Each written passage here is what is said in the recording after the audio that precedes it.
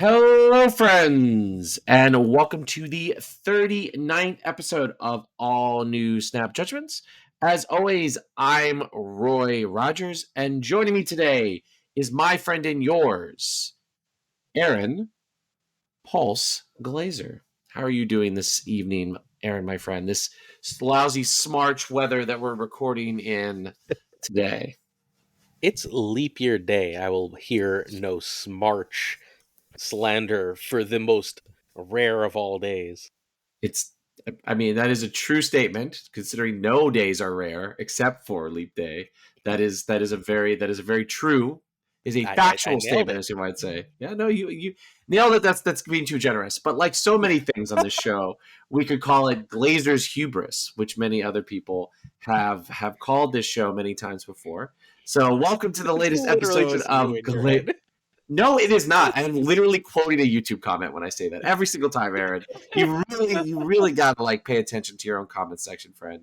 All right, so we are here for the 39th episode of Glazer's Hubris. Aaron, who are the very special guests that are joining us today for our wonderful show? We are joined first by one of my favorite content creators in all of Marvel Snap, someone you should be paying attention to now that he is no longer streaming only when I am asleep. It is Gaming with FlashX. How you doing, Flash? I'm great, sir. How you guys doing? I'm doing well. How can our people find you and on what platforms?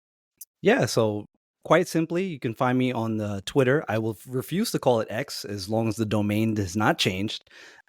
So you can find me on Twitter at GWFlashX, and I'm over on Twitch streaming several days a week Marvel Snap at Gaming with Flash X, and I'm over on YouTube as well, just Gaming with Flash. Cool. We are also joined by one of the most important people in getting the Snap Judgments League going, one of the most generous and kind people in all of Marvel Snap. It's our friend Cables Dumbs. How you doing, Cables? I'm doing good. Thank you, Glazer. Thanks for having me. An absolute pleasure.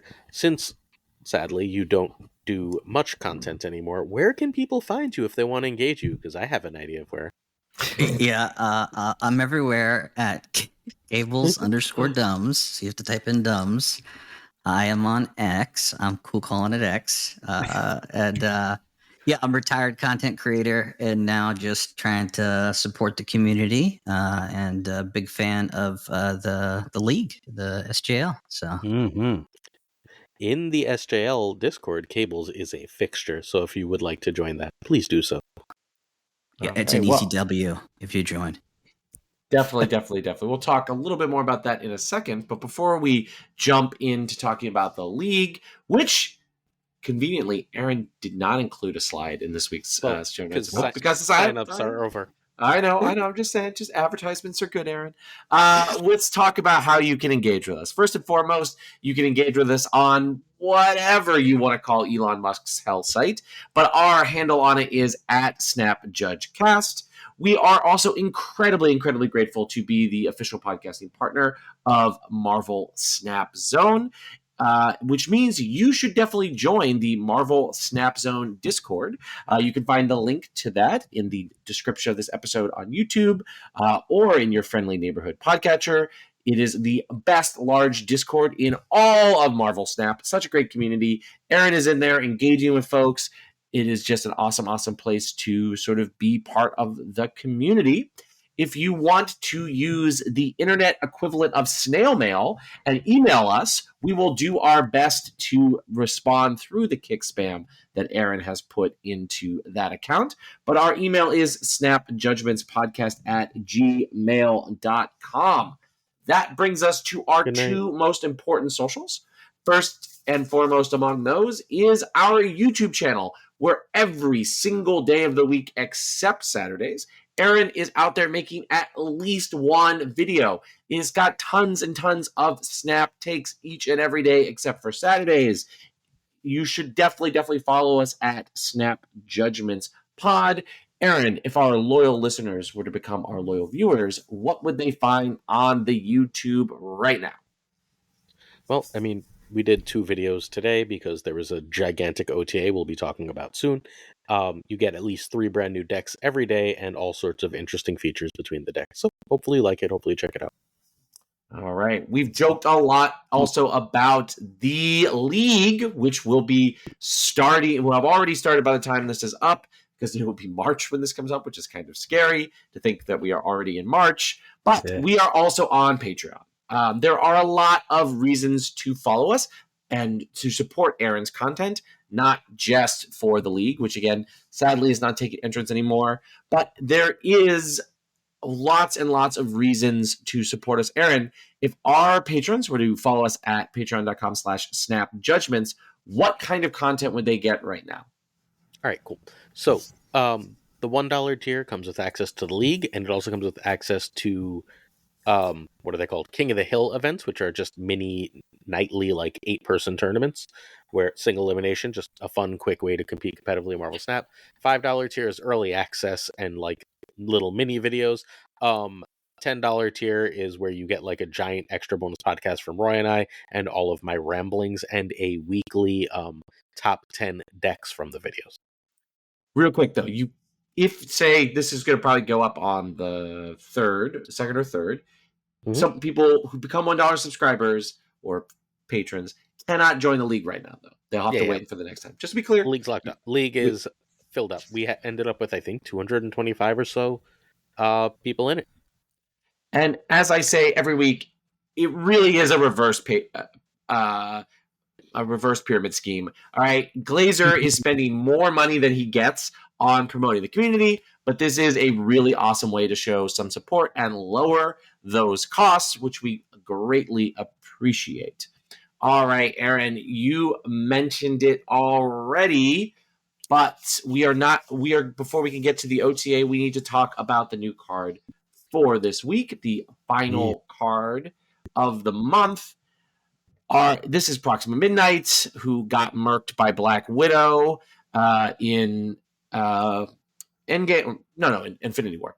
So she is a 4-cost, 7-strength, Series 5, 6K tokens card. When this is discarded, jumps to your lowest power location that isn't full. Flash, what are your thoughts of Proxima Midnight? Oh, I am so happy that you passed that rock off to me first, because let me tell you what, my thoughts on Proxima as a proud card-carrying member of the discard community. She is fantastic. I think she is the new queen of what I have coined modern discard, right? A new twist on the classic style of discard. And my straightforward opinion is that Proxima just kind of goes in almost every discard deck that you build kind of from here on out forever till the end of Snap. She essentially is a free 7 power on the board. There are in all my testing thus far, there are very few case scenarios where you actually want to quote unquote hard cast her to the board, right? For just the straight, 4 energy. But because 90 some odd % of the time you are discarding this card, this is a card that you don't care if it gets hit, because she's going to jump to. Now, of course, there are case scenarios where this will screw you. We're talking about, a bar with no name and locations like that where you don't want her to jump into. However, more times than not, she is just a 0/7. And in my world, that's never bad. Cables? I dislike playing discard immensely. I immediately bought the card with tokens, so I like to be collection complete. So I got the card. I've played it. It doesn't win games for me because I'm not a discard enjoyer, but I did run Lambies like Banana Town, like Glaive, Proxima, Ella, just do all the things, and that was winning. But yeah, if you got the money for it, you got the tokens, you got the cashes, YOLO. If you're not a discard player, but to Flash's point, if you are good at discard, it's a free 7 power card on the board. So it's kind of hard to argue with it in that sense, where if you're a discard player, you get this card. If you're not a discard player, then you don't have any use for this card. You don't have any use for this. You don't have any use for Corvus Glaive. And in prior months, I've spoken to people who aren't discard players that don't have MODOK and don't care for him. As good as MODOK was, and as important as MODOK was to the discard archetype when he came out, if you don't play the archetype, you have no use for these cards. Yeah, I've seen you play this very well. I just my strategy with discard is just to YOLO cards on the board and just see what happens. That's fair. So yeah, it's a dumb's deck. Well, Roy? definitely. I think Corvus last week, I think is shown to be, while a huge discard enabler, is as much a good stuff card as it is a discard enabler. But this one, I think, is not. I think definitely Flash and Cables are right that this is an all-in on discard card. Because it really just is not a good card if you can't reliably discard it. So, and so it doesn't even really it's not even really overstated either. So in the way in which Swordmaster or something like that is, and so this card is very narrow, but I think it is pretty strong in that archetype. I haven't had a huge amount of time to sort of dig in with her yet, but I'm mostly excited for when we get our Carrie variant from Affinity War. That will definitely encourage me to want to play the card more. I think this card is just really unremarkable, not because it's necessarily bad, or even not because it's just or good. It just simply does what it needs to do with no outside synergies. It's way better than Herc though. So for the same stat line with a narrow ability. Disagree. Oh boy. Get off my lawn with your bad takes. Just Herc. I love move. I don't like discard. Her crushes her. Herc is amazing. You are wrong. Keep those wrong opinions elsewhere. Well, Herc is an enabler, not a payoff, right? Yeah. So, he definitely does not pay off. Yeah. So, okay, ready? Proxima is mediocre, even in discard. Sorry, she doesn't make the deck significantly better. She does improve its win rate an awful lot. The way you win in Marvel Snap, especially with discard, is not really going hard in all three lanes. It's having a throwaway lane, and having an empty Proxima in a throwaway lane doesn't really do much to help you win. It's nice that that 7 power is there, and once in a while it steals a game, right? But most of the time that throwaway lane is just sort of extra garbo. That's where you put your extra O3s. And again, once in a blue moon, that's going to win you the game. But you really, really, really want most of your power to go in 2 lanes with this card to win. And Proxima actively refuses to go in one of those lanes fairly often in a really frustrating way. I think she's fine. She's a perfectly fine C+ card, even in discard. Is she significant? Is she changing my life? Is she significantly better than Hellcow? I don't think so. Is she significantly better than the newly buffed Swordmaster? Yeah, probably. But is she better than you're probably playing over a card like Gambit? Is she better than Gambit? I don't know. Probably not. No. So she's just a fine little card in discard. I wanted more. I thought she was going to be more. But and the only place I've actually liked her more is Combat has a discard good stuff list where it's running discard, but it's using discard as a stats engine, and it's just trying to put stats all over the board using discard. And that one, it doesn't go tall at all, but that can win a lot of mid-rangey games, and Proxima's good there because you're trying to go mid-rangey and go wide, but that's not what classic discard does, and that's where everyone's putting her. And while that deck is doing well, I think that deck is doing well just because everything in it makes sense more than it is because Proxima is especially good in it. The deck wins with or without her. And I think loses fairly often for having her and an extra discard outlet. Yeah. I will say I do agree with your points because they are smart and well thought out. And my only rebuttal is that I often have case scenarios where my lowest power lane is the Dracula lane. So having her jump there is very good. So that's entirely fair. A lot of my problem with this card has, since America left, has been the counter synergy between Dracula and Swarm. Yes. And when you want to play those cards. So I get that. That's been tricky.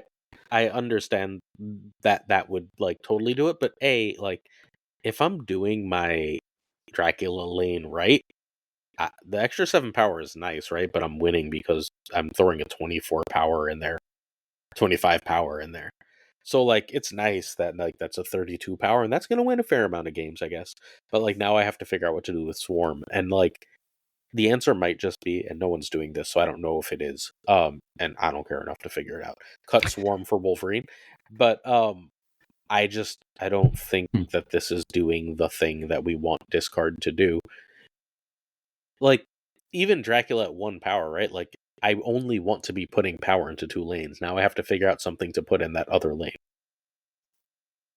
I don't know. That's So fair. necessarily think you're saying anything wrong, Aaron, but I think sometimes discard can sometimes be really inconsistent. I think in the mid-range matchups the most, like because when it like goes off, it goes off, and if there's decks that don't interact well with that, which in those sort of 2 tall lanes that you were talking about, then you just win.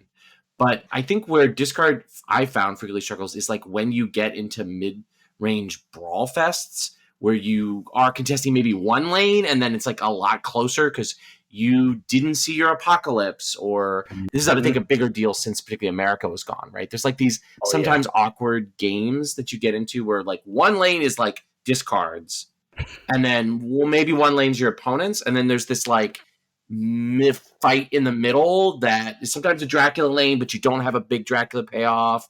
And like I think that she can help you in this matchup. She gives you additional outs in a way that like drawing another discard enabler is like not actually what you want in that matchup. You want some kind of stats that will go on the board, and she can be like discarded. When she gets discarded Dracula, that's really great, right? Because you get 7 plus her in the board, right? So there's like, I think she gives you outs in matchups that you're like, they raise like 30% matchups to 45% matchups. That's not going to massively increase the win rate of the deck, but it is going to make it more consistent when it runs into games that it's not doing its game plan. So your argument's tempo for her, right? Versus lane power. How do you like her Glazer if she was Series 4?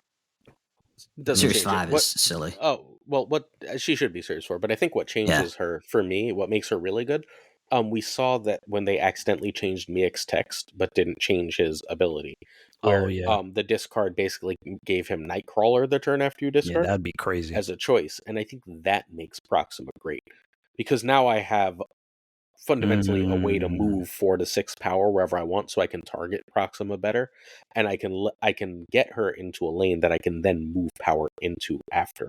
And I think that would make her far more interesting based on how and when you play her than the current Miek. I think the current way he works often leads to frustration with her. Oh yeah. Yeah, it definitely does. I could tell you that firsthand. But if they ever go to make that change to Meek, I think that would be very good and even better for Proxima. And to piggyback on Roy's point really quickly is that again, playing a lot of these games, that mid-range, when you get into a mid-range bout, you find yourself in a very funky spot with discard.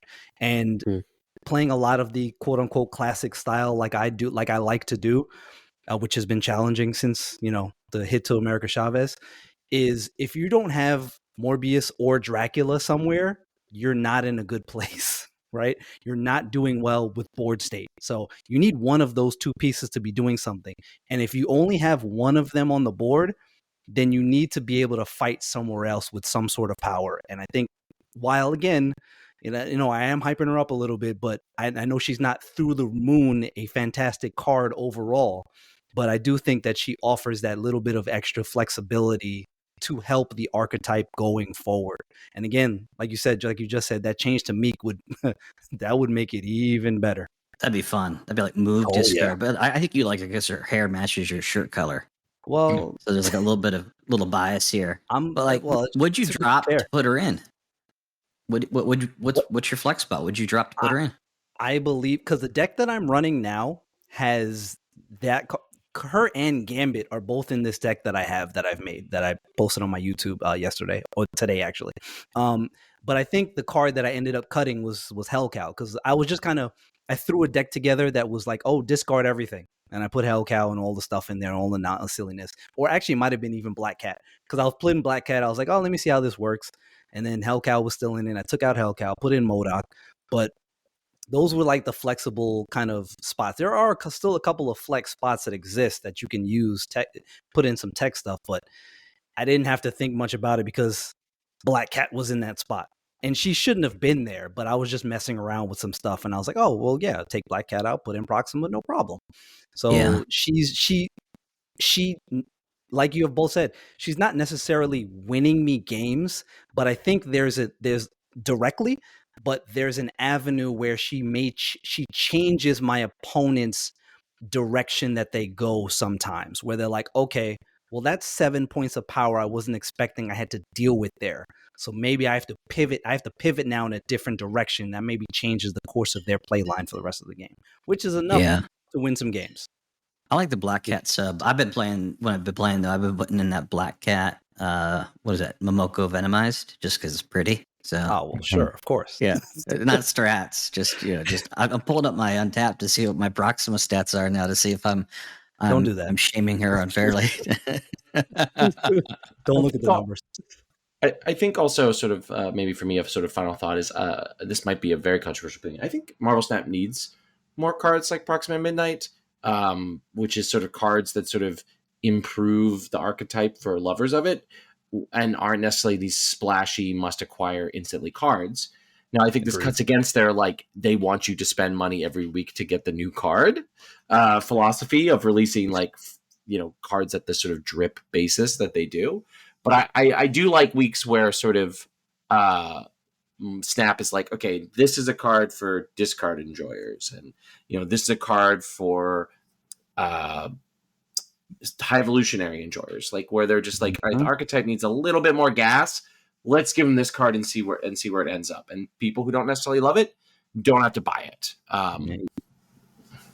Yeah, it's an easy pass for them. Whenever that comes up, it's just an easy pass. I like that too, because again, that means that everybody doesn't always have to get the next card that comes out. It just creates a little bit more, parity in that way. Definitely. All right. Any other thoughts about Carrie Coon's character from Infinity War? I just looked at my conquest stats, and I'm gonna have to re-rank her all of a sudden. Oh God! Don't do that. Are you getting killed with her? No, crushing with her. There we go. It's just it's the Lambie deck. I mean, that's all it is. It's just right. It doesn't count. And I mean, numbers never lie, right? So, all right. Yeah. Let's move on. Speaking of numbers, though, to the OTA. All right. This is the big ticket item of the week. All right. Lots of changes. All right. Darkhawk from 4 to 5, but gaining 4 base power. Forge becomes a 2/2. The big dog himself, Lockjaw, is now Zabu lost a best friend in Darkhawk and gains a best friend in Lockjaw. So Zabu still on top. Lockjaw is now a 4/5. Adam Warlock goes from being a 2/0 to a 5/4. Ant-Man stays as a 1/1, but now gives +4 power when his lane is full. On your side, American Chavez, same text, but she's now a 1/2. Very interesting. Swordmaster, in honor of the release of Final Fantasy VII Rebirth, the sort of cloud at home of Swordmaster, is now a 3/7. And then all Second Dinner seems to want is for Vulture to happen. So Vulture becomes one of the most powerful self-buffing cards. He stays at 3/3, but now when he moves, he gets +6 power. God. All right, friends. This is probably one of the biggest OTAs in several months. What do we think? I mean, Darkhawk, RIP, buddy. Let's go card by card. All right. This is important. This is like our main thing. We'll take more time on this than anything. This is too big. Yeah. So, Darkhawk, go. Okay. Well, first thoughts are yes, everybody's ready to say, scream from the rooftops, oh, Darkhawk is dead and RIP Darkhawk. I don't necessarily agree with that. Just because he doesn't work with Zabu directly anymore does not mean this card is dead. He now just fits more in range with cards like Ronin, my homie, and Devil Dinosaur. Like, he has a 4 base power, which now means to address Darkhawk on the other side, Shang-Chi is the first option. Whereas before, you could Enchantress, Rogue, and any of those options were great because you left your opponent with a dead card on the other side, 0 power. Now, 4 power base is not insignificant. Granted, you don't want to lose all the extra power off of the card, but now you still have a card that's sitting at 4 base power, can still win you a lane. Like, 4 points, we've all lost 1 point lanes in Marvel Snap, but I think this is not necessarily, in my opinion, this is not necessarily a nerf. This is more of a side grade where now the card gets more flexible in a way. And again, you can't use it with Zabu. Okay, yes, I understand that. But it's still going to be, it's now stronger and is going to create a little bit more creativity in deck building. Although it still just probably goes in that Darkhawk, Zabu, good cards, Miss Marvel, Mystique. That deck probably still remains unchanged and is still just good with Darkhawk in it, is my opinion. Cables, please. Yeah, I'm going more side grade too with Flash. I think that like playing Darkhawk on 5 feels like I'd have to like juice him up and so telegraphed that I don't know how big he actually gets. So I mean, I do like Darkhawk, but this is probably gonna cause me to rethink playing him. So it is a side grade stat wise, but I mean, what's my turn 6 option, right? Like, I'm going to Mystique him? I don't think I'm going to do that. Like, are we going to just throw a bunch of rocks in kind of final turn? So, I don't know. It feels... I mean, to quickly piggyback on that, Cables, I think you could do that because that's often what I did. When I was playing Ronin, I was winning a crap ton of games with that deck. That was my play line. I played Ronin on 5, and on turn 6, I played Mystique plus Maximus or plus Master Mold or whatever, and that won me a crap load of games. And I think that's a play line that could now exist for Darkhawk. But you also have to remember, a lot of people sometimes play Darkhawk late anyway. Even if you were playing Zabu Darkhawk, a lot of people generally didn't play Darkhawk on turn 3 anyway. You still want to play Rock Slide. You still want to get all that stuff into your opponent's deck and save Darkhawk for a later turn play. Yes, him being 5 cost and not working with Zabu anymore means that you can't slam Mystique and Darkhawk down on the same turn. So too bad, so sad for that. But I still think there's a strong avenue end game, in a match that still is there for Darkhawk. So I think what we're missing here is that Darkhawk was separated from other packages because basically every package now has a 5-drop that it wants. You can play Darkhawk conceivably on turn 6, but that's, I mean, look, you're going to have to play Darkhawk on turn 6 if you want to play Annihilus, if you want to play Jane, if you want to play a lot of different cards that were previously really, really good with Darkhawk that no longer works. Leech, for example, is no longer a card you can play with Darkhawk. Outside of Thanos, Devil Dinosaur isn't really a turn 5 play. Devil Dinosaur is a turn 6 play. And I see a lot of that happening with Darkhawk going forward. I think he's still going to be good, but I don't think I think he's, I mean, look, he's worse. He's 4 to 5 is just worse. Like, exponentially, seriously worse. Whether his ability is worse or not, when you can play it in the game, what other cards affect it, and so on, make it a significantly worse card. So I think Darkhawk is like definitely worse. It's also worth noting, like, tomorrow's deck or yesterday's deck, by the time this goes live, is a bounced Darkhawk list. And like, as I'm looking at the list, I'm like, I mean, previously I could just run Bast and basically get 3/4 of the way and he'd be a 4/3, right? And then I would get to pump up my whole board. Like, that kind of play is gone. This is losing a lot. He's still great, but like, he went from one of the top 5-ish cards in the game to probably one of the top 25-ish cards in the game. And that's the top 25-ish cards in the game, as weird as this sounds, don't always see play. Like only the very best really do, and I'm not sure where he lands on that list anymore. Yeah, he's definitely out of bounds. That's for sure. Yeah, that's for sure. And The bounce- I do think he needed to come 68%. down. Woody made it. Yeah, he stood at the top of a hill for a long time now. I think it's about time he took a notch down. I think he just becomes the payoff 5, like in that crew with Devil Dino, right?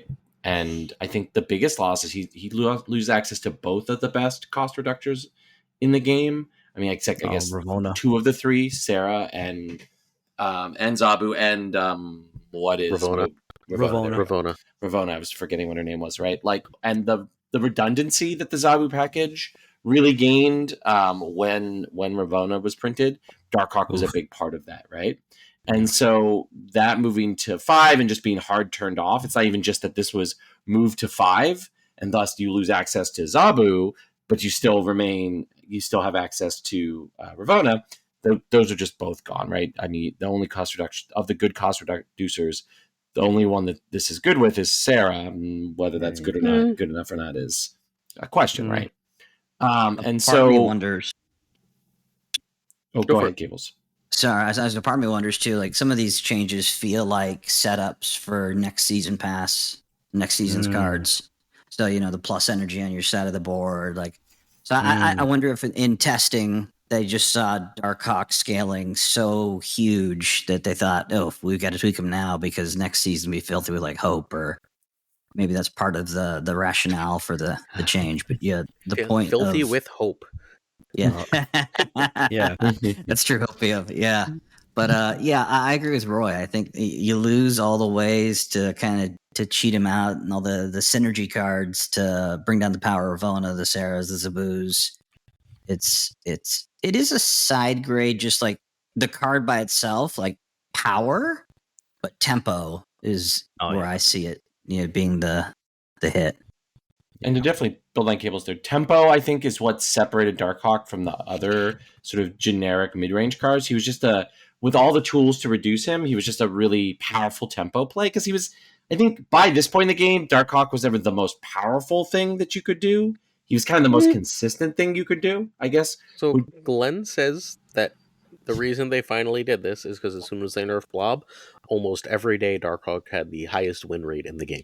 Sure. I mean, he has access to data that we can all neither prove nor disprove. So I'm just going from what I was saying. So now I just think that he is just, in a good, he's just like a good, powerful card. Don't count him out, but don't necessarily count him in either. Yeah, that's true. And before Blob got nerfed, how many games did you play where every other game felt like Korgon turn 1? Okay, here we go. Like, that's a lot of games of Snap were that for a while before Blob came out, at least a couple of weeks. So I think that's important too, right? Like, I love Darkhawk. I played a lot of Darkhawk decks. My oldest made deck is a Darkhawk deck. But all that said, Darkhawk was one of the best cards in the game for a year. It's fine to be a different card now. Yeah, agreed. All right. Well, he also now has synergy with the next card. Oh, boy. Yeah, I mean, all cards do, but Forge. 2/2. It's a nerf. Oh, yeah. Oh, yeah. I'll jump in on that just because the other community that I'm a card carrying member of is the Destroy community. Those are my 2 favorite archetypes in the game, Destroy and Discard. And this is definitely look, Destroy is why Forge is on this list. Let's be honest. He's in bounce lists, but bounce is not how he ended up in this OTA. Forge is here because on turn 2, you can do Forge and Deadpool. Let's be honest. And that's a very strong thing to be doing. Activating Deadpool that early in the game is just strong. Granted, yes, I love Destroy, and I hate to see that turn kind of go, but at the same time, it needed to happen. What's up? I will also say that a few people have asked, and asked me specifically, well, what do you put in now if you're going to take out Forge, or what are you looking to try as an option? And for me, it's quite simple. Well, some people might try Chavez, which would be interesting, but we'll get there. But I think that for me, it was easy because I don't have Hulkbuster in any of my builds of Destroy right now. So I just took Forge out and put Hulkbuster in. So it's kind of an easy swap. So a lot of people have Hulkbuster, but for me, I didn't. So now I'm just taking Forge out and putting in Hulkbuster. So kind of easy for me, but it is definitely a big nerf for him in the Destroy archetype. And probably so a little bit in Bounce too, because Bounce, and this means now he can't get hit by Falcon. So that's also a thing as well. Yeah, I'm with you on Team Nerf for this. Forge is in Destroy, staple. Forge and Move, staple. Forge and Bounce, staple. Forge and Surfer, staple. That's right. I forgot about that. And I actually didn't mind when I Killmongered my own Forge later in the game for board space. Yep. Yeah, so that's true. Yeah. and I just got the Hellfire Gala inked with the Rainbow Kirby Crackle, and he's gonna go in the museum for a little bit. Ouch. Yeah, this one probably to me of all the cards, I know we'll cover them all. This one hurts the most because I'm a Forge. I like X Force. So Forge is from X-Men X Force universe, and this one is like the harshest of all the Cables. How old nerfs. Old. Old is not an answer. Forge is from X Factor, not X Force. Let's get that right. No. I'm gonna send you a list. I know. He's in modern X Force. You're too young for that. Yeah. No. Yeah. Forge is an X Factor character. I'm gonna fight you on this. I'm gonna fight you this one. But I do think it is a nerf, and all the decks that I've got him in right now, he's gonna get yoinked after this. Yeah, because and you made up a great point mentioning Killmonger, because playing him in Destroy, which we loved having him as a target for Killmonger, because they're like, that's another target for Killmonger, another notch for death. Perfect. But losing that is gonna hurt a little bit. Yeah. Right. For me, I think this is, of all of these, the most it feels like a temporary change, I guess you could say. Aaron talked about cards taking a break with Darkhawk. I think this is actually most feels like Forge is taking a break. And I wouldn't be surprised if it's some future OTA that they want to easy buff Destroy, that Forge will go back to being a 1/1. Like, it just sort of feels like, okay, let's take some of the heat out of Destroy, which is consistently proving to be one of the most consistent decks.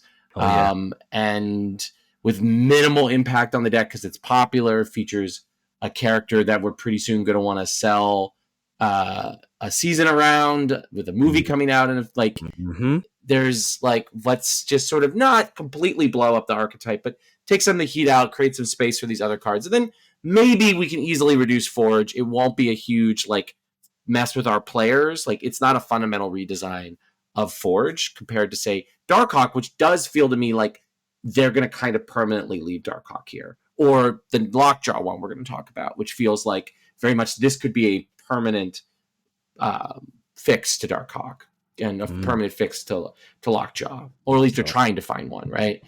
This to me feels like a temporary OTA change to spice up the meta.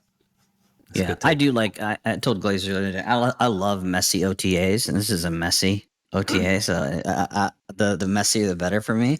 I'm even trying to think, like, is there like a C2 version of Forge, but not really because of his ability. No. Where he goes is he still goes in the Brood Patriot deck. Yeah. Like, where you can just go Forge into Brood into Absorbment, or Forge into Sinister into Absorbment. That he's still the only card that does that consistently. That's his home. He doesn't go anywhere else, but he still does there. And you know what the secret saddest card is for Forge getting changed? Kitty Pryde. Kitty Pryde is so sad right now. Like, she was on her last legs, and she's just like, oh no. I want that Elsa buff. Yeah, seriously. Agreed. That they've told us was coming and then never made. Yeah. Yes. OG Bounce. Just don't get me started. I like OG Bounce the most. All right. Lockjaw. Oof. 4 or 5? I think it's awesome. Wait, the card is bad now. Awesome? No. And because you hated it, or the card is better now? Like, awesome how? Context. I don't care. So Thanos Lockjaw, I'll just ramp him out. I don't care. Like, it's I'll dump Jeff. I'll throw in Psylocke. I think I'm fine. Yeah, you're not wrong. I like the nerf just because this needed to take a hit. But now are we having a conversation where all the people playing Lockjaw are like, okay, I'll just play Zabu now. Like, okay, and now the card is back to where it was with 3 extra points of power. Now we're asking ourselves that question. Now do they take those decks, some of them at least, and just slightly rework them and find a place to put in Zabu? That's the question. And if the answer is yes, and they can do it, now we're in a worse place because the card has more power. I like Zabu into it. I like Psylocke into it. Zabu Cole has synergy. Zabu Shang has synergy. So here we go. I'm good with the Thanos cook here. Lambie and the first of the Italians that have played it said it's not good in Thanos anymore. I'm surprised. I don't know if I believe them yet. But they said it's not good in Thanos anymore. I'm not going to believe, however, anything the Italians tell me until after the Johnson Cup ends. Sunday's video, by the way, will be me exclusively getting all the decks from the finals of the Johnson Cup. Nice. Because those are my peoples. But until that tournament happens, because I'm friends with both of the finalist teams, I might be getting a little bit of disinformation. But Lambie has no reason to lie. Lambie thinks it's bad. He basically immediately cut it. KM also cut it immediately, but I think he cut it because Lambie cut it. I think that's their group chat's decision. Yeah. My gut says that it goes out of Hela, and it doesn't have a lot of real good homes, but I think it's still, I think there's ways to still make it really good in Thanos. And I don't think they're complicated, right? I think it's just you run Psylocke, you end up having to cut Mobius, right? So or whatever other extra 3 you want to, maybe Kyra. So you run Psylocke, you obviously have Time Stone, and then you run Black Swan, and you play one of those on turn 3, right? And then you win. Yeah. Right? Back in the day, we had to ramp into Prof X on 4. Yeah, I mean, I have no problem ramping into Lockjaw. So if you Time Stone or Psylocke and you have Professor X in the deck, how does your opponent play versus the potential of either Lockjaw or Professor X? Yeah. That is my immediate logic. Let's see if it holds.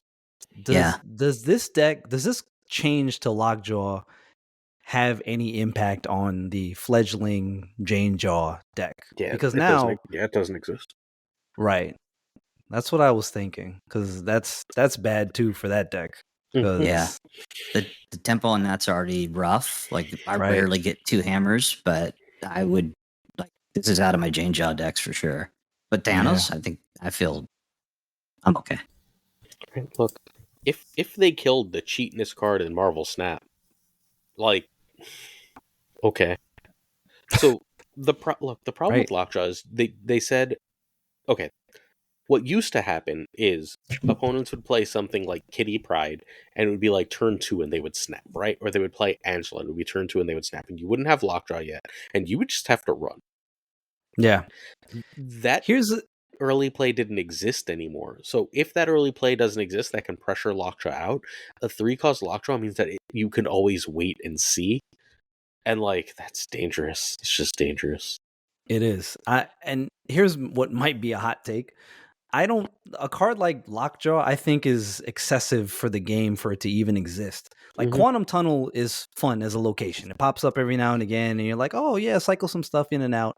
It's a fun location ability. I think Lockjaw, the ability to exist on a card is, again, dangerous in a 12-deck card game, and sometimes too strong, as it has been for the last, I don't know how long, right? It's a dangerous ability to put on a card, but too late to now say, oh, we can just take the card out of the game. I think the game would have been just fine if this card had never existed. It's a personal take. Agreed. I just got the the Fiona Hirsch variant of it as well. Me too. And I've been trying to get that split, and so I'm going to stay on Team Lockjaw on my Thanos list, but I will rip them out of place else. I do like though the chance to counter Hela with Thanos like control or Thanos lockdown with that old school ramp, kind of Glazer's point of like, am I gonna pro X? Am I gonna put power down on the board? I think it still has some synergy. And I would cut Jeff before I cut Lockjaw. I think a big question for Lockjaw decks is how much of an opportunity cost is putting Zabu in your deck? And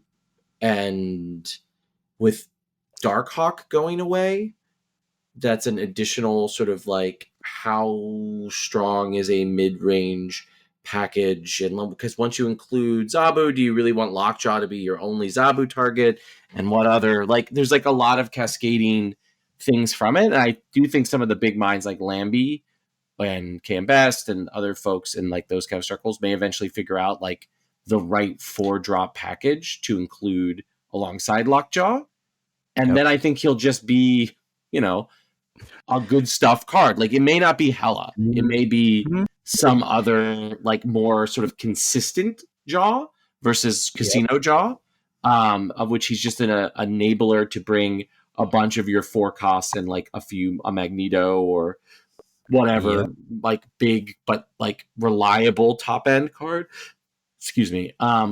That's where I kind of see Lockjaw moving. And I think that deck may end up being stronger than the Casino version simply because this version of Lockjaw wins close games better.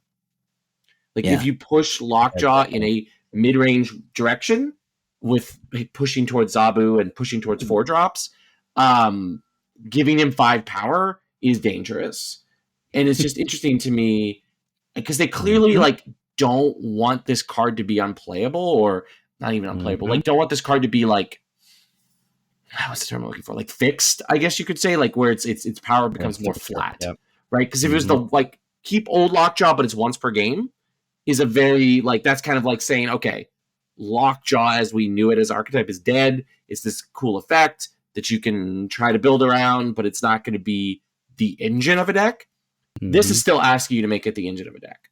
It may not end up being Thanos. We may finally see Thanos and Lockjaw break up, which I would absolutely love. I've hated Thanos Lockjaw since 2022. But I don't think that this card dies. It's waiting for the numbers people and the sort of the grinders to find the right 4-drop package to go alongside is my argument. Yeah, I will say I love that you stole Magneto it though. Like, there's no more fun in the world than when you're playing against Lockjaw and you yoink it. And and they put the card into the Lockjaw lane they didn't want to put in the Lockjaw lane. So the 4 cost is still fun. Magneto will always be S tier in my book. But my last point on it, to piggyback on Roy, is because he brought up a great point. I knew exactly where he was going as soon as he started talking, is that I think Lockjaw fits in a new deck that we don't know what it is yet. I think there's a build of this card in this form that exists with Zabu and some other stuff that people are going to figure out whatever the new thing is of it.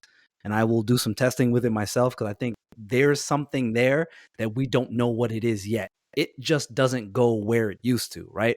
So like you said, it probably breaks up with Thanos finally, which is great.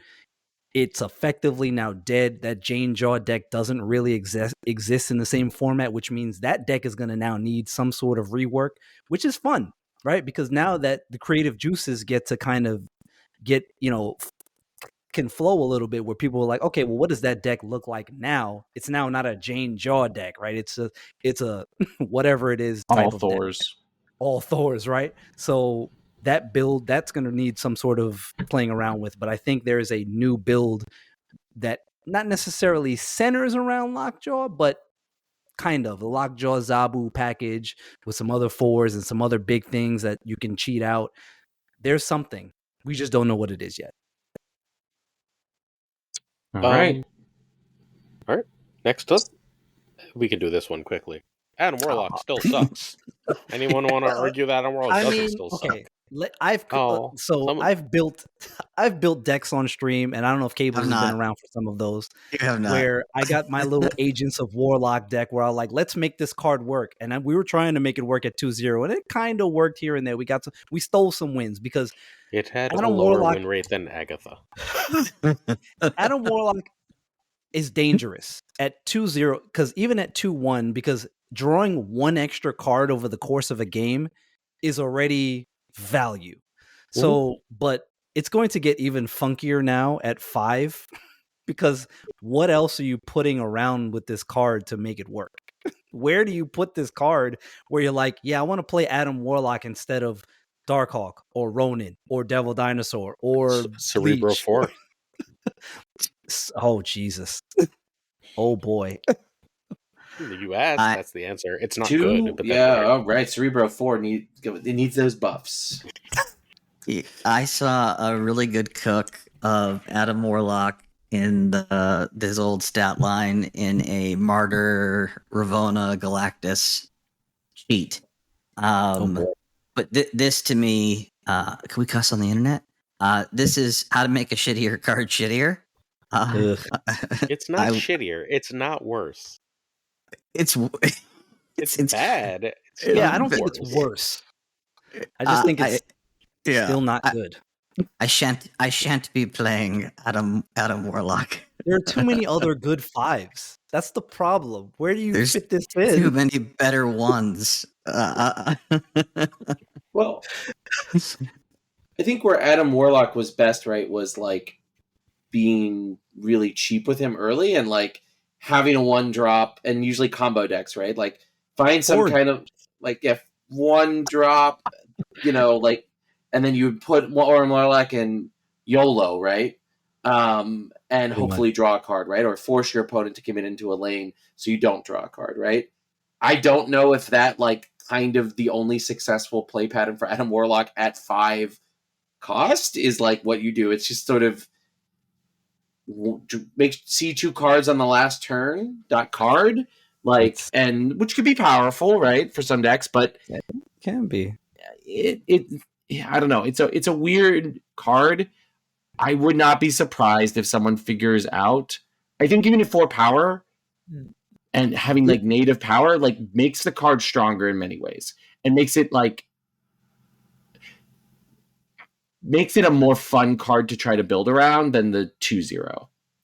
And that's makes the card better in some ways. So there we go. In some ways, yes. But I also think that this is the last stop on the Adam Warlock train. Because if this doesn't work, the card is already, as they've hinted at, this card is already on its way to a full rework. This is just the last stop on that train of this is it or bust, pretty much. See, this is where I disagree with them, though. There's no reason to rework this card. Like, just let this card exist. Like, because some people get joy. Like, this is a frustrating thing, and I said this every time I talk about OTAs. Like, there should be bad cards. There should be weird cards that somebody on Twitter will make themselves Adam Warlock enjoyer, and that's their entire life, is like enjoying playing bad Adam Warlock decks, and those people need to exist. And just constantly tweaking cards and breaking the heart of the card, I think, is taking the OTA philosophy way too far. At least, again, that's my lonely. I actually agree with that. I don't disagree. As somebody who tried to make Adam Warlock work and almost kind of did in a certain way, I don't disagree. Sometimes cards like this, I used to play a lot of Magic, right? I was a former Magic player before I got to Snap. And sometimes, and because the pool of cards is much bigger in Magic, obviously, but there just needs to be, every card can't be a banger. Like some cards just have to exist and they have to be funky and weird. And it's like, oh, Havoc is another prime example of that. Love Havoc. Can make it, Havoc's great, but a lot of people don't know how to function the card properly and just assume it's terrible. But cards need to exist like that to just kind of be fun and mess around with. Everything doesn't have to be Miss Marvel.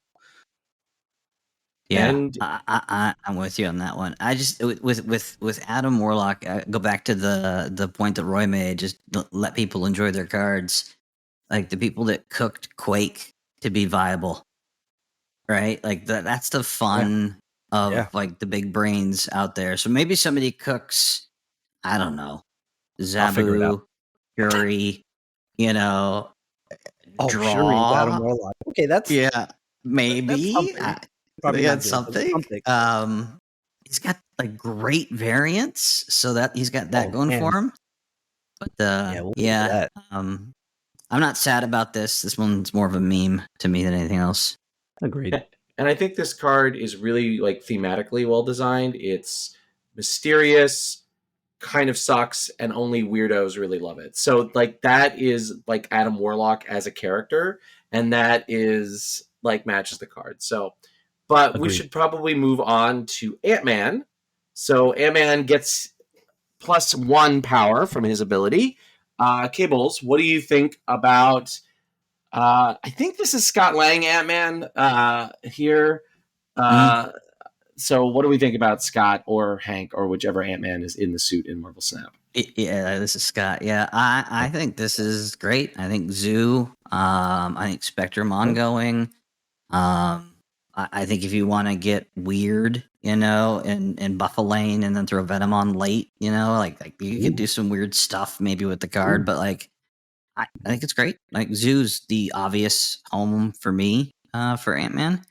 I can maybe see it in some bounce with old school Elsa, but yeah, I think this is just nice love to a low statted card. So just slight power adjustment.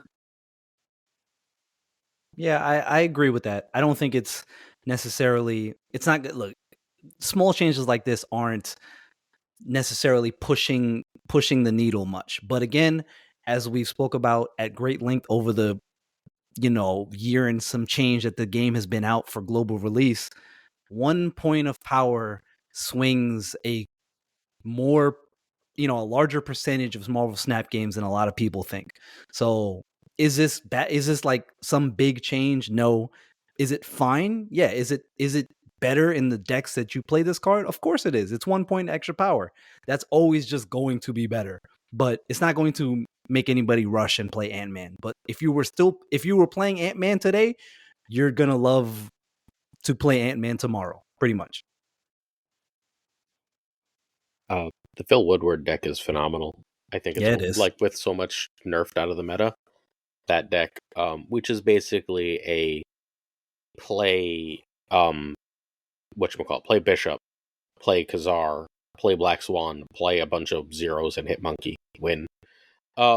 It puts 20 in every lane, and having just a slightly stronger Ant-Man is great.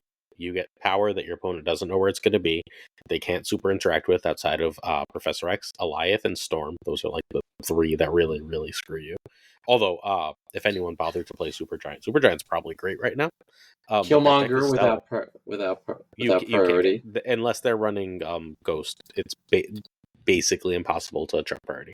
You're playing 2 cards. You're playing by turn 5, you're playing 3 cards at most, maybe 4. Because once in a while you drop a Sunspot just because you float so much energy that you drop a Sunspot early. But and you can just I play all of them in 1 lane as best I can. Yeah. It's just I would happily put 3 in that lane and just be like, all right, if I lose this lane, fine. Bishop's still going to grow, but you better put some real power there. That still just works. And as I've had some Safety Blade was hanging out on my stream the other night, and some of us were chit-chatting about points in a lane. The amount of points is around the 15 to 20 point average you should be expecting to want to win a lane in Marvel Snap, right? Mm-hmm. So yeah, that deck that, like I said, that Woodward Zoo deck puts out so much power. You're talking about upwards of 20 power. That's not anything to sneeze at, right? So that's a lot of power that wins you games of Marvel Snap. Period. Yeah, I think it's one of the best decks. I think that specific version is one of the best versions. It's worth playing. It's worth knowing. No doubt. Yeah, I've got it in my current deck list and run it and enjoy it. Mm-hmm. It's what I've had most success with since the patch too. I played nothing like crazy, but I played a reasonable amount today to try and get a feel before the episode. And it's one of the best things I played. Yeah. It dies to Hela. Not Hela. It actually can beat Hela. It dies to what I meant was Hela Enjoyer Tribunal bullshit. But outside of that, it's pretty damn good. A lot of things lose to that. Yeah, that deck is stupid. When that deck goes off, it's almost unbeatable. Yeah, that's going to be the next bad guy that everyone complains about. I'm waiting for it. Oh, it's coming. Mm-hmm. All right. Next, America Chavez. I don't care. I don't think this is good. Sorry. Anyone? Nobody cares because she's not going back to the way she used to be, so I still don't care. 1-2 though makes her a little bit more playable somewhere. I don't know where, but maybe the people, like I mentioned before about Destroy, maybe the people who were already running Hulkbuster and Forge in their decks, maybe they take out Forge and try to see if America Chavez works there in some funky way. Because if you don't have Deadpool in your hand or Wolverine or something on turn 1 and you play her, maybe you get lucky. But we don't like maybes in Destroy. We like things to actually happen. So I don't know where she fits. The same Patriot deck potentially, because it runs Iron Man, it runs bullshit. But like even then, you probably just run a better card, right? Like you'd rather have Ravonna. Of course. So yeah, when I saw the change, one turn playing it on turn 1, giving it something that gives you a higher probability of hitting something that you want. So that's at least better. The only place I like it is bounce and just cycling her a couple of times, but it's just like more steps. She can get hit by Falcon now. Yeah. So I'd Falcon her, I'd beast her, but I'm not going to play her in balance. But that's where my mind went when I first saw the change. I was like, okay, she goes in bounce, I guess, but I'm not going to put her in my bounce lists. At that point, she's just Hawkeye with more steps. Yeah, I love Hawkeye in bounce. Wait, isn't she Hawkeye with less steps because you don't have to play the card, like specifically in a lane? Sure, but like you have to still play the other card. What if you don't want to play it? Hawkeye, you already played, right? That's fair. I don't know. I just think it's better as a 1 than a 2. Like, oh, it's definitely better for sure. Whatever, people might find some use for America. This is still, I think, the greatest thought crime committed in Marvel Snap is what they did to America. Like, my girl, my best variants, my best splits. How many splits did you have? What were you up to? I was up to 27. I was 27 when they I was like 15 or something, I think. Something like that. I had a few myself. I had quite a few. Like, and I had everything. The Young Avengers artist, who's Jimmy McKelvey art, which was my first variant in the that I ever opened. Helped get me hooked on Marvel Snap and just brought it in my collection. Yep. Yeah. My first good split of her, I think, was the when she was in the Pride bundle. That was the first split of her that I had. Yeah, the one that I got a gold back for that one. But yeah, I got a lot of splits of her. I've got her gold inked, curvied everywhere, left, right, center. The Venomized one, the Pride one, because we had her in almost every deck we were every single deck, and I probably still have 2,000 boosters for her. She just is sitting in the collection. How many do I have? There you go. Speaking of sitting in the collection, we've got Cloud Strife at home, Swordmaster. All right, it's Zach. Yeah, it's definitely Zach. It's really Zach at home if we're being really sad. All right, so he's now at 3-7. Same other text otherwise. Flash, what do you think of Big Sword Boy here? I think this is necessary. In the past couple of weeks, I have been saying that Swordmaster could easily go to a 3-7 with no problem because of all the power creep and all the other better discard options that have existed since 9 months ago. But is he playable in a discard deck right now? Maybe. I would try it at least because 7, I've tried decks just recently where I said, okay, because discard has the biggest base stat sticks out of any of the archetypes, because most of the other archetypes need the power to grow on the cards in some fashion, whether it be static with Destroy or ongoing with some of the other decks. It has to grow in some fashion. Discard, because of the downside of the cards, just has big stat sticks: 1 3s, 2 4s, 3 5s, 4 8s. And now a 3-7. You could just play a stat-based discard game and just win some games of Marvel Snap in a very fun fashion because your opponent has absolutely no clue what you're doing. So if you put just a bunch of big cards that have no downside in terms of their power being interacted with, that you can't shung them and you can't enchantress or rogue them, and you just have big stat sticks, sometimes you just win because you're catching your opponent off guard, and that's fun sometimes to play around with. Is he good now? No, but he's more fun because he's now a 3-7. So I don't know. take that for what you will. So I have a theory. I haven't made it, and I came up with it literally 30 seconds ago, so it might not work, right? But strong guy likes an empty hand, right? And Dakin wants his shard discarded, and Gambit is like a 3/8 sometimes, right? Yeah, Seems like there might be a surfer discard list, I like where your head's at. right? Like Let me get on the that fear now. is you cannot play Swordmaster until the last turn of the game, no matter Sure. what, because if you discard surfer, you cry You're real screwed. tears. Yeah, Real tears. But like, that's a lot of power. but like a 9 power strong guy, a 7 power Swordmaster, an 8 power Dakin, obviously Shaw just because Shaw, Brood just because Brood. Sure, That's still a lot of fucking power. that I is don't a know lot. how consistent it is. Is Gladiator in that deck? Probably hypothetically? just because, like, why the fuck not? Right. Right? Like, just costs 3, has a lot of power. Yeah, like, right? Like, just you play it. But Wow, that might I be mean, something. you can't run Corvus, sadly. But No. like, you can run, I mean, almost everything else without too much trouble, and just say, all right, we are like, you don't run Sarah, you probably run 2 drops instead, and you just say, let's go. Yeah, that's a banger idea. I am very Actually, willing shit, no, to. you have to run Sarah because you need to You run probably 2 still have to- discards on the last turn. Yeah, you need to be able to. Yeah. So still having Sarah in there. I played somebody playing Surfer deck the other night. They didn't win, but it's still a thing that some people are doing. And Mhm. hey, a 3/7 is nothing to sneeze at. And like you said, once some people figure out, well, okay, what else can I do with Swordmaster? He's 7 power. I got to be able to do something with him. Once they figure out, oh snap, Dakin's a 3 cost. Man, I could build some Surfer stuff around with this. I mean, That's I'm still definitely not building it right now. I would not be doing that. It doesn't sound like me at all. I would never be building in the middle of a podcast. Because I had a good idea. Yeah, I Surfer. think it's an upgrade. He should have got 3/8. I mean, it should have been. I agree with that too. He could have been 3/8 too. The Yeah. Gladiator stat. Gladiator's got the downside. Swordmaster's got the downside. It should have just been 3/8, and would have felt really, really good at 3/8. Yeah, Mhm. and it would have been fine. I mean, yeah, it's a little bit of a, I guess not necessarily a power creep. You're looking at Hellcow, but Hellcow discards 2 cards, so he's got that downside / either you care or don't care, depending on how you built your deck.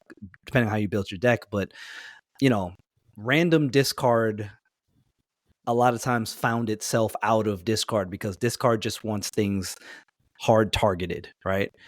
Some ideas that have been tossed around that I've heard recently is that naturally you'd have to come down on his power, but Swordmaster could stand to be reworked in a way where he hits the leftmost card in your hand, kind of like the counter, the antithesis to Blade, where Blade hits the right side of your hand, which I think would be interesting. They probably won't do that, but I think that That's would be way interesting. too strong.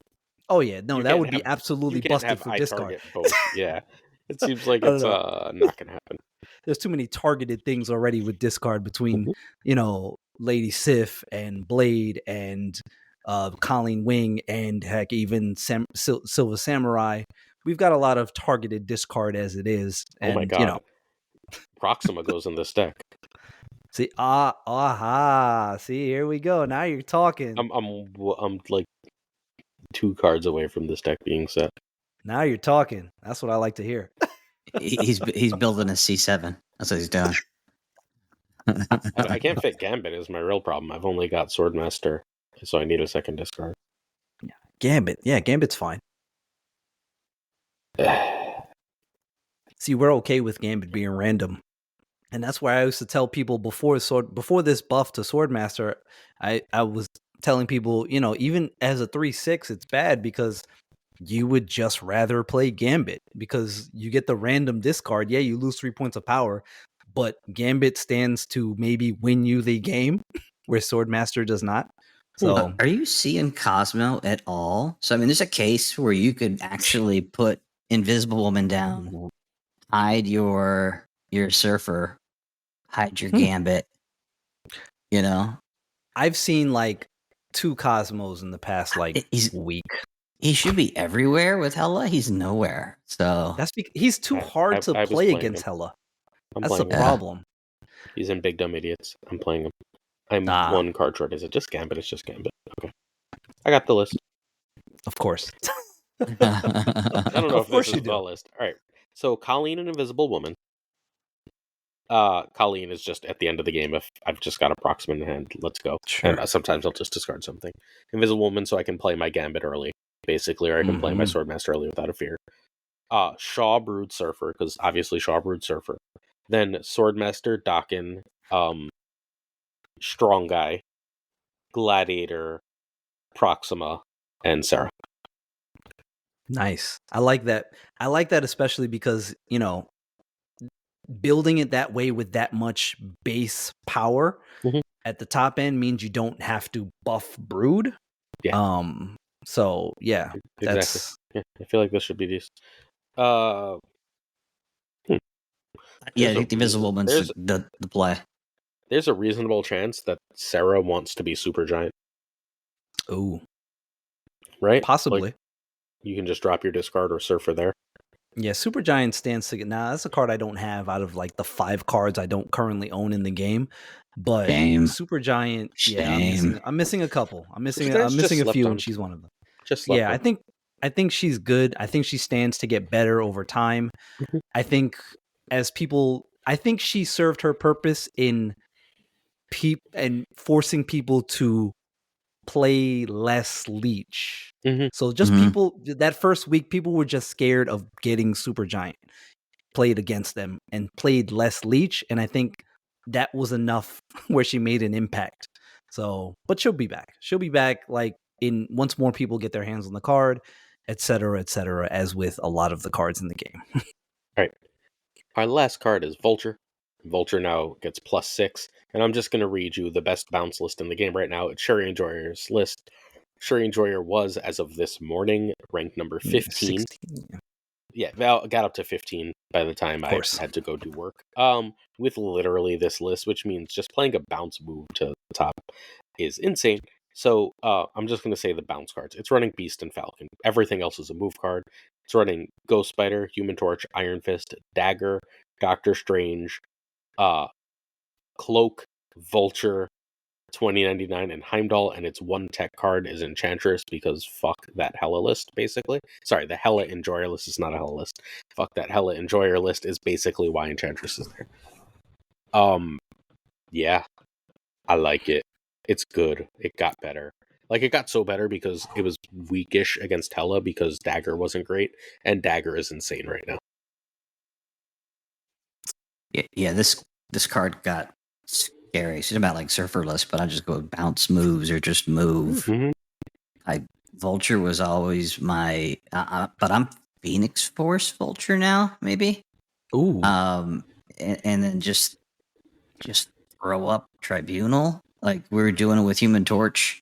You know, I really like +6 power is filthy. So I think there's a lot of decks where Vulture just gets better, and then the synergy with Doctor Strange being cheaper and all the move cards. I still don't see a role for Herc, but I do love this buff to move and move bounce, and I will be playing more Vulture than I already play.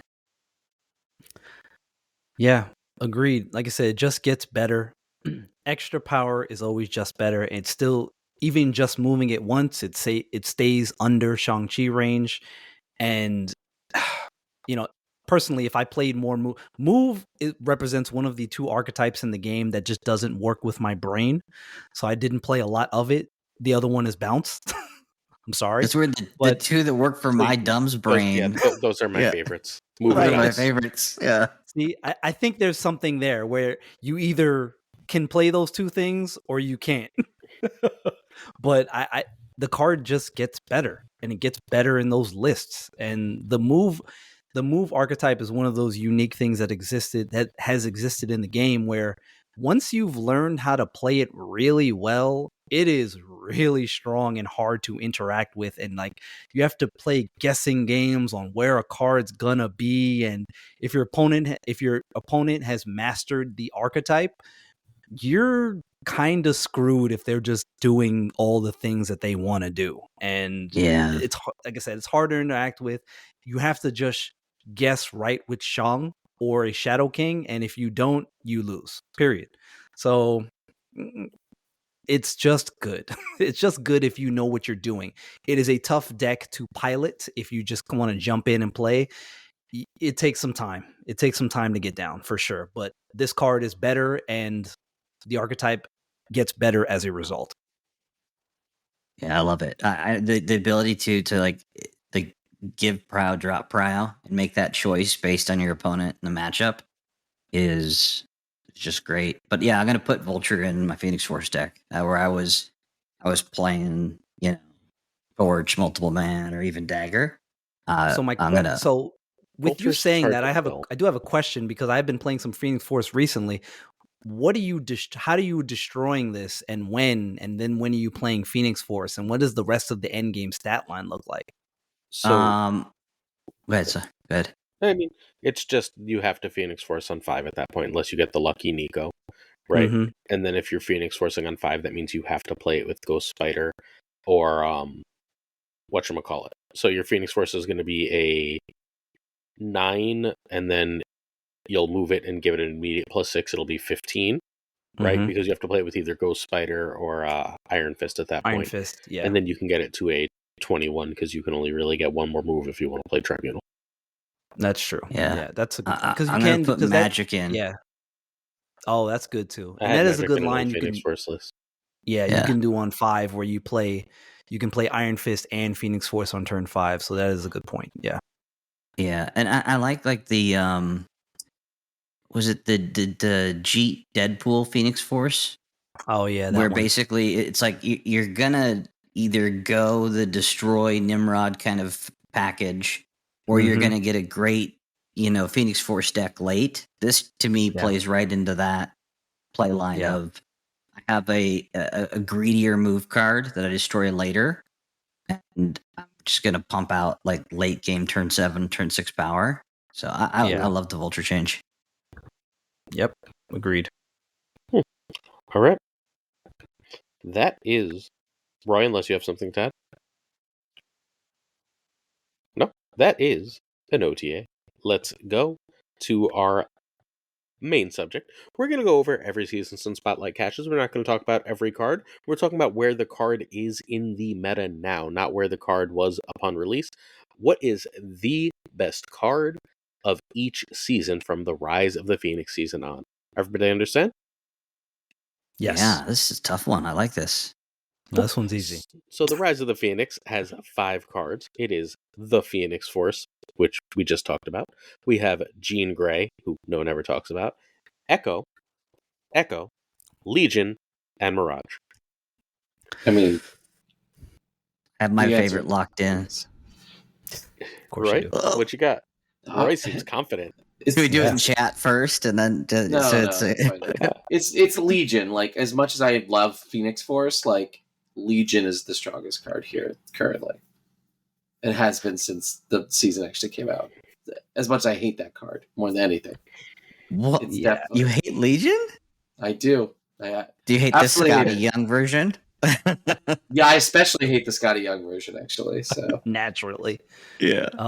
Yeah. I naturally, currently, it's a toss up between Legion and Phoenix Force, but toss up being it comes down to those 2 cards, but it's really Legion, right? Legion was the best card in this season when it came out, because all the other cards when this one came out were kind of either meh or just bad at the time. And Legion has still consistently performed well over the course of the time since that season. But what if my name is Jet? Would that change your answer? For anyone listening who has no idea what the hell I'm talking about, Jet is a Phoenix Force player who is literally doing calculus while the rest of us are like rubbing sticks together and hoping for the best. True. And has like all sorts of different situations on how to get X number of like Phoenixes into XY lane by playing Ghost Spider in this range right before or after this specific move, and you can either get that extra the Hulkbuster on it or not based on this or that. It's completely freaking bonkers.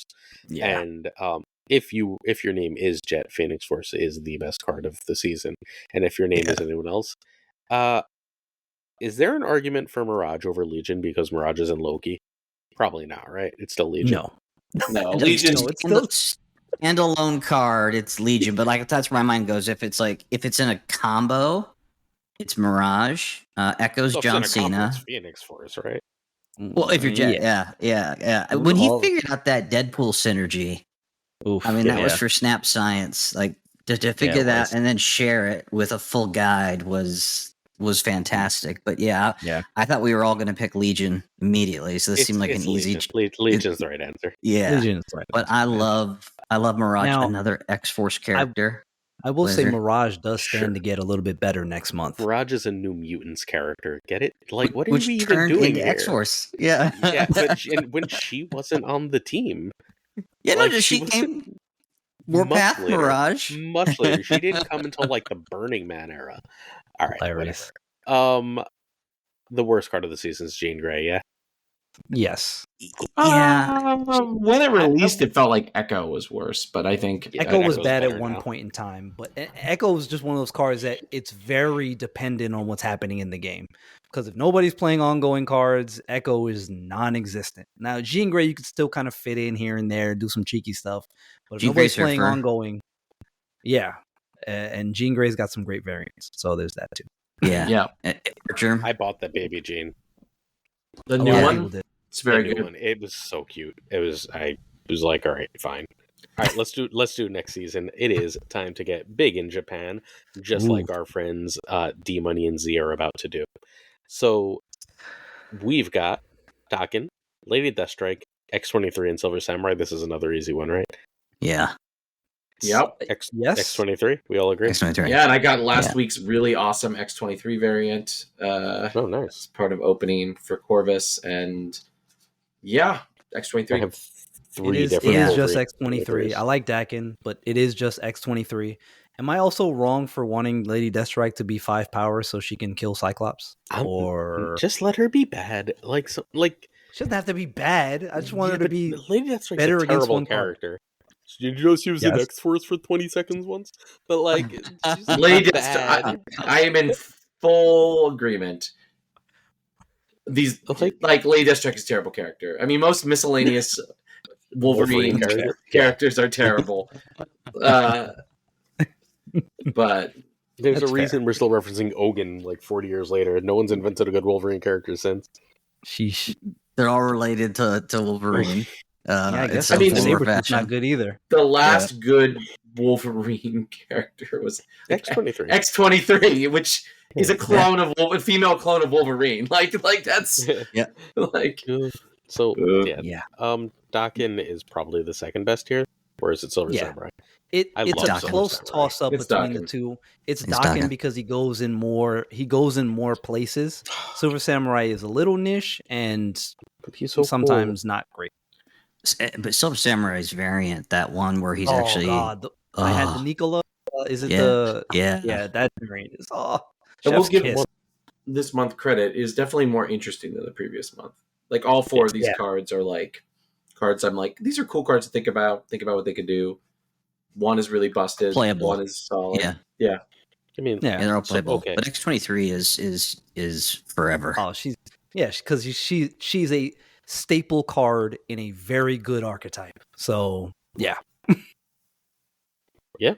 Is indefendable in a lot of other archetypes. So yeah.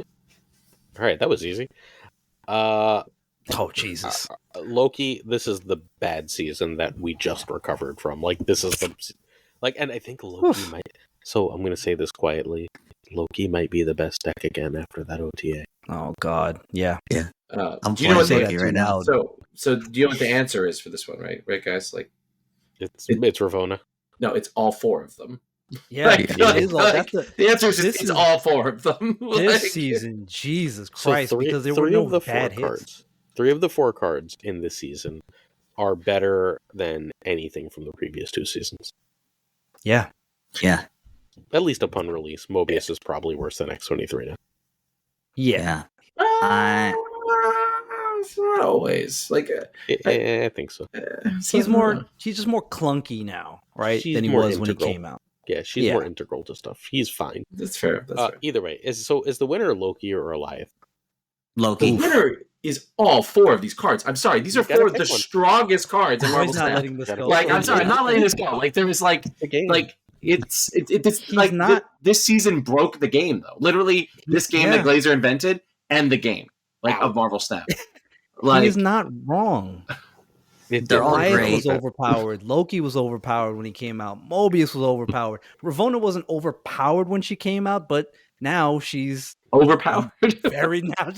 So, gee, that's It hard took the to argue. longest to figure out, like people to actually understand to play her with Iron Man or to play her with not just play her with goblins, right? And then once she got buffed, it was open the floodgates. Yeah. Mobius is great, but I love Toot Cloud. I don't mind getting Toot Clouded, and I love Toot Cloud. So because you have to prepare for it. You know it's coming. I liked it. If you better see when it was lockdown everywhere. cards, you're like, oh, they have Goliath. But no, now it's just in random shit. Like That's I lost true, to it. too. It That's was like, what deck was it? It was like a fucking. It beat me in Adam Warlock deck earlier today. I was like, the fuck, I win now, right? And then like one of my lanes didn't Adam exist Warlock. with my hit monkey, and I was like, oh, well, that messes up my math. I guess I should have seen Goliath coming because who the fuck? Like it was an Adam Warlock deck. I was like, what are we doing here? Yeah, that's fair. He's showing up a lot of play. I was playing him in that destroy deck for a few days or so because he fits in that kind of top end flex spot where you could either put Zola, you put Taskmaster, or you could put Goliath now. So he was in Shuri, like final spot. He was the final spot move. Yeah. I think the answer if is you Goliath. have priority, like there's very few better 6 drops than like you kind of that's an auto win if you have priority. Yeah, but it's still Loki. It's still Loki. It's still Loki. But yeah, also, just because he terrorized the game for 3 months, the deck is still like A still plus good. tier. Yeah. I genuinely like it with Hela and potentially, let's see, Thanos frontline. I don't know if anything's better than Loki. I'm very worried the final of the Johnson Cup is just going to be 18 Loki bears in a row, and there's nothing less fun to watch than Loki bears. I wouldn't doubt that. And because it's just strong. Like one of the 3 decks that I brought to the Pursue Gaming tournament was the Spiral Loki build, and that was the deck that Tucker banned. You just know. You want the smoke. Who wants to deal with that bullshit? It's like, oh, you get to play my cards, but better? We're like, what are we doing here? Whatever. God forbid they just made Loki a 4/3. It has to be a 4/5. All right, whatever. Bloodstone. Did you guys get the Art German Loki today? Yeah. Oh yeah. I'm torn on that what to buy out of instant buy. It's the only Archer I own. I don't like Archer, but I wanted the female Loki. Yeah. Because when Tucker does his like specific card challenges and says I can only use women, now I can play Loki deck and not care. I love that. That's genius. 200 IQ. Thank you. The Elsa Bloodstone season cards, and remember, we are not rating them as they came out. We're rating them now. Are the formerly busted and now useless Elsa, Man Thing, who is just a pun, Black Knight, Nico, and Werewolf. And I think there's 3 potential right answers. What you got? Ooh, for me, it kind of really just comes down to Black Knight and Nico, because Werewolf is not in a good spot right now versus where it used to be, obviously, and Black Knight got exponentially better. Like that card went from this is okay, I guess, to no, this is one of the best cards in the game. Like in one fell swoop. And Nico has just been consistently good from when she came out. Like a lot of us were very concerned about how the interactions would work and she's going to be random and this, that, and the third. Name me a bad ability on the card aside from the move one. And depending on what deck you're playing, that's not necessarily a bad ability. So she's just a good card in Marvel Snap. She hasn't needed to be changed. And I don't see any 4 change coming to that card in the future because there's just too much randomness. You just don't know when the ability you need is going to pop up. So I don't really see a need to change the card, which probably means she's the best card of this bunch. Yeah, but she's fair, and Black Knight isn't. So Black Knight is better, because unfair cards are better than fair cards.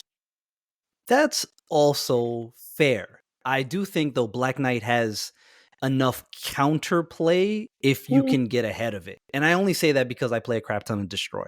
So, and I usually have priority going into turn 3. So I'm like, there goes your Black Knight to my Killmonger. But I get it. Yes. Once you get that whatever power Ebony Blade out, that's usually over 10 power. That's impossible to deal with, obviously, unless you do something completely silly like play Enchantress and Shang-Chi on it. But by then, you're probably losing because you've wasted enough energy doing that. I mean, that Zun's deck that was like top of the meta, why that should probably come back now. Yeah. Because it was just damn good. Jaw's nerf makes Black Knight the best version of like Hela stuff, probably. So that's true too. Yeah, I like Black Knight. I put Nico in a lot of decks, so I've got some like bias. And then I still like Werewolf in the Sentry Annie list with Cull. Yeah, Werewolf. Yeah, and I've seen it there too. And Werewolf is fine now. Werewolf went from being, this card is busted, to Werewolf he's fine. Yep. Werewolf's nerf feels a lot like Darkhawk's nerf. So what's worse? What's worse, Man Thing or Elsa? So like you could debate the top 1, 2. But as it is today, it's still Man Thing. It's Man Thing. Unfortunately, because he just needs too much assistance. Because it doesn't. I don't know what that card needs, but whatever not damaging it is, enough. Nothing. The card doesn't need anything. People really who like Man Thing enjoy Man Thing. Why change it? Because if you want Man Thing to be a meta card, it only affects the opponent, and then it's broken. So don't make correct. Thing. Correct. Yeah. And then you could just play Luke, and now you don't have to worry about playing it in the same lane anymore because Luke went back to having his old ability. So you could just play Luke. Yeah. Fair. This was a fun season, though. This was a really when it came out as is minus Man Thing. This was a great season. What? This was just Loki the season. Yeah, OG Elsa. I loved and then Werewolf and Loki. There was nothing but Loki. This was like Loki, but then more Loki with some extra Loki. Yeah, I loved it. Loved it. All right, higher, further, faster, and I think this is really hard. Ms. Marvel, Gladiator, Annihilus, and Martyr. I don't like this. As they are now. As they are now. Gladiator. That's tough as they are now. I think you can make a real case for Annihilus. I'm with Flash here. I think, sadly, Kamala has been made too inconsistent. I mean, compared to the other two. Inconsistent. I think that like she was just bad in a meta where like Thanos and like she's probably back to being really good now. I think she was bad in a meta where Hela and Thanos were just like, oh look, you got 5 power in each lane, so I'm gonna play this 11 here and this 10 here. Well, I mean, I've been a Miss Marvel truther since the card came out. I don't think she should have been nerfed, but I think she did really interesting. This is probably my favorite season of Marvel Snap since I started playing, was this season.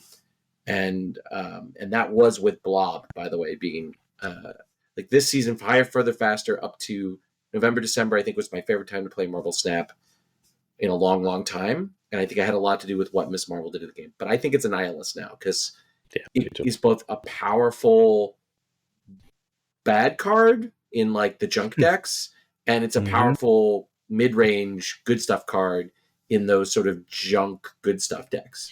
So he's a multi-purpose all-star. Annihilus is just one of the strongest packages in the game. Yeah, like that is what the Annihilus, even just the 3, right? The Annihilus Sentry Hood package is just one of the strongest 3-card packages in the game. Any Martyr fans? I love Martyr. Are you kidding? I like playing Martyr since day one. I Martyr Havoc in the same deck. So Martyr moved and lost me 2 games recently because I forgot she had an ability because it had been months and I'd never seen it. And I was like, oh wait, shit, Martyr does that. Like I could have played around it. I just forgot. Yeah. I want Moon Girl Martyr Havoc to work so bad, and I just can't pull it off. That's tough. Could work, but it's tough. Yeah. I got nothing. Gladiator is just good now. Also, I didn't have Gladiator's in Gladiator when so it many came out. decks. Yeah. I just got Gladiator last week, and it's just a good card, right? Now, granted, depending on when you play it, could screw you. I mean, You're pulling out a Doom or you're pulling out a whatever, but at the same time, still 3/8, and it still hits a lot. Like I've had Gladiator pull out Sarah's. I'm like, oh, that's just good. Yeah, I like So- Gladiator in my Loki, and I want to pull a big card, so I have my Shang target set up. So it's whatever it pulls. It's just so much more stats than the next best playable 3. Correct. The next best 3 that you could play on 3 is a 3/5. And plus 3 stats. We talked about a lot about how much 1 stat is. Plus 3 is completely stupid. And that's what Gladiator is. So look, he's still the 3rd best of the month right now to me, still. Yeah. But Agreed. that's because I think Annihilus is the best 5 in the game. And I think there's at least an argument that Ms. Marvel is the best 4 in the game. Nothing immediately springs to mind as a better 4. Not with Dark Arc on. Yeah, well, Darkhawk, yeah. You can argue Shang, Lad, and Cull. Right. Call. I was gonna say call. Yeah. But like, Annihilus is, I'm pretty sure, the best 5, just period. Yeah. Across the board, yeah, I would say so. I mean, depending on where you put Iron Man, right, for a lot of people, but Gladiator could be the best 3. It's possible we got the best 3, 4, or 5 in 1 month. yeah, that's a good point. Wow, yeah. And It the was a best good season. Obviously. Oh, obviously, yeah. All right, let's go to December. December, we have a season that Roy loves and I hate. Shaw, Blob, Havoc, Celine. So Blob is Wait. lapping the field more than any card ever has. Yeah. No, Zabu. Zabu's season. Since Spotlights. This Okay, is we're I'm only just doing like, since Gotcha. Spotlights. Yeah. you didn't say it's in Spotlight Cash. I'm just saying. Oh, like, that's what this. So the reason I decided to do since Spotlights and not ever here is I think Spotlights offered an interesting way to say that each season you get to sort of choose which ones you're going after. So that's why I thought it was more interesting to do this with Spotlights. But like Blob was like, if you had Spotlight caches, Blob was clearly the right choice here, even if Havoc is my favorite by a lot. Havoc also was a good week. There's a lot of good stuff this week. I opened Havoc this week. Blob I just bought. Havoc. Celine was the crazy week. Celine was Also opened Black Celine. Knight and something else, right? Black Knight and Iron Lad. Mm-hmm. And Havoc was a Series 4, so that was an easy 3K for me. Yeah. I then didn't Glenn mind the Jones Blob made him. meta. I just Jesus. was playing Sarah with Shadow King, and I didn't shang it. I just waited for the Blob to come down, and then just giggled when he got a little skinny Blob. And I got Shaw on my Surfer deck.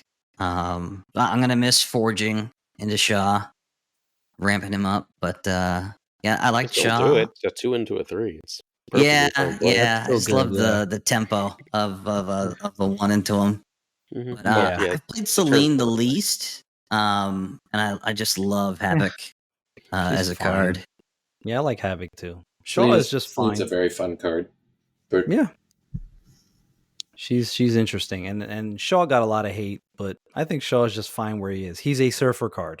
Okay, that's where he is. That's where he exists, and that's okay. I think again, people contextualize like, oh, this card has to be this, that, and the third, and because it's not, it's bad. And I'm like, Okay, well, wait.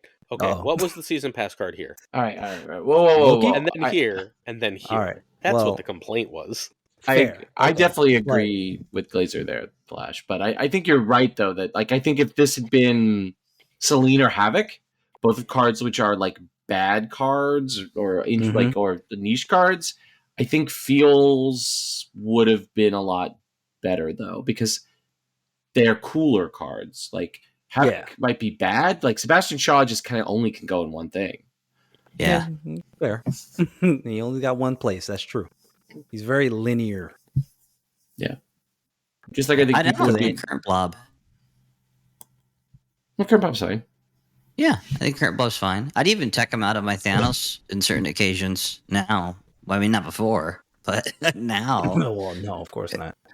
Now I might do something different. But yeah, as they are now, which is the best card, of the bunch, It's think it's probably still Blob. I think it's still Blob. It's still Yeah. just Blob. Yeah, but I stand Havoc, but it's Blob. Havoc's second to me, but it's Yeah. still just Blob. We Agreed. call him Blobberito. Blobberito. It's Blobbert. Blobbert Downey Jr. Blobbert. Oh my goodness. All right. Blob the Builder. Ooh, baby. And now we just went from 4 cards a few months in a row to 6.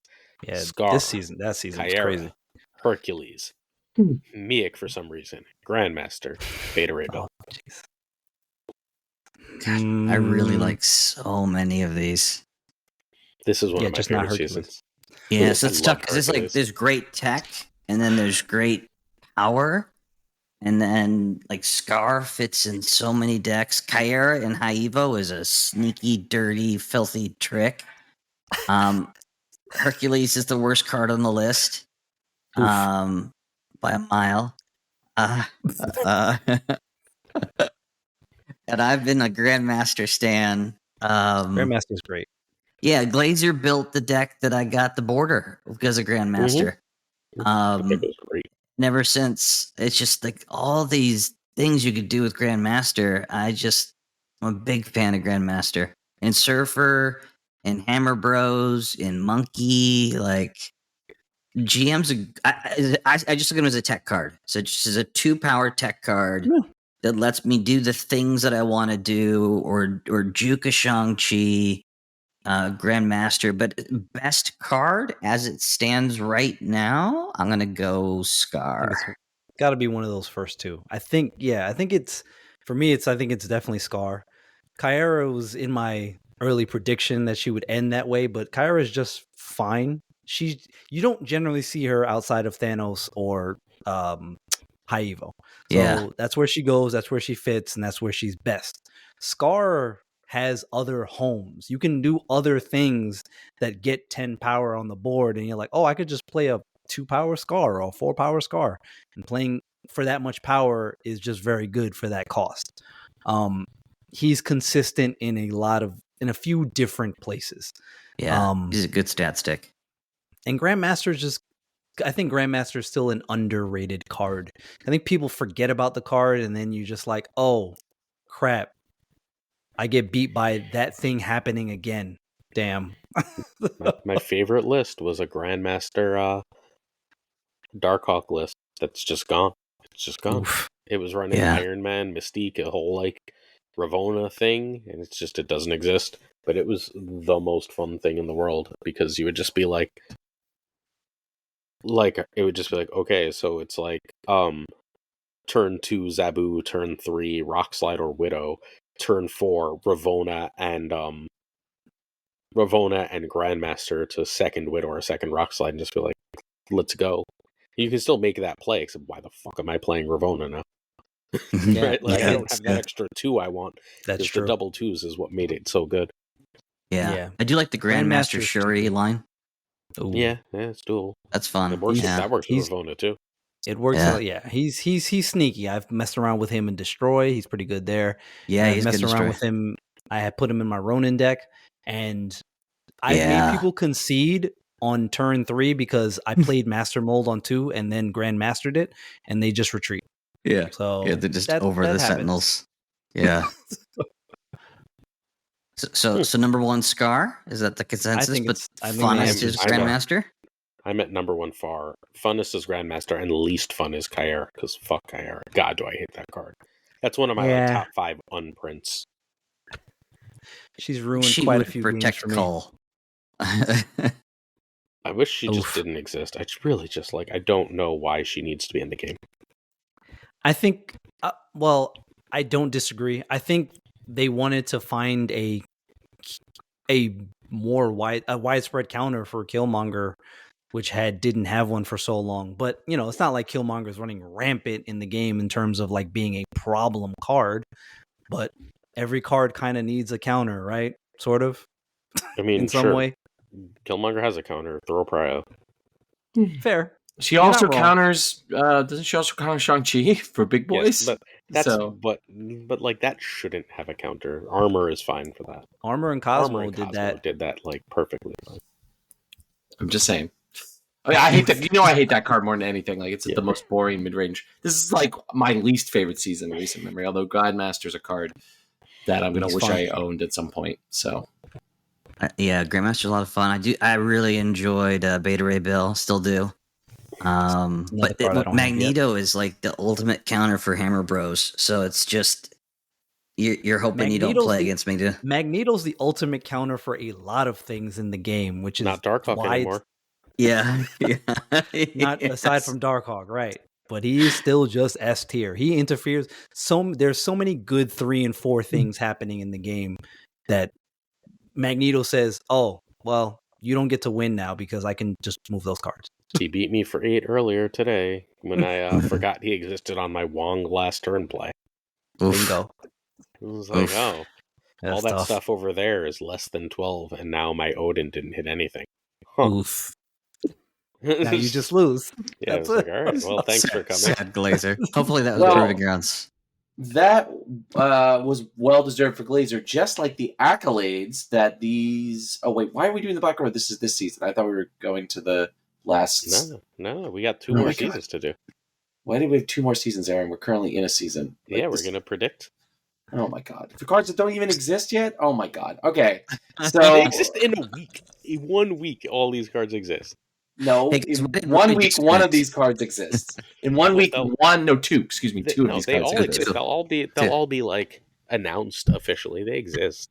Because you can't play them doesn't mean they don't exist, Roy. Well, that's a very difficult. That is a whoa. That is a very difficult philosophical question that you just attempted to privilege me about, like as if like I can buy cards that aren't available in the client.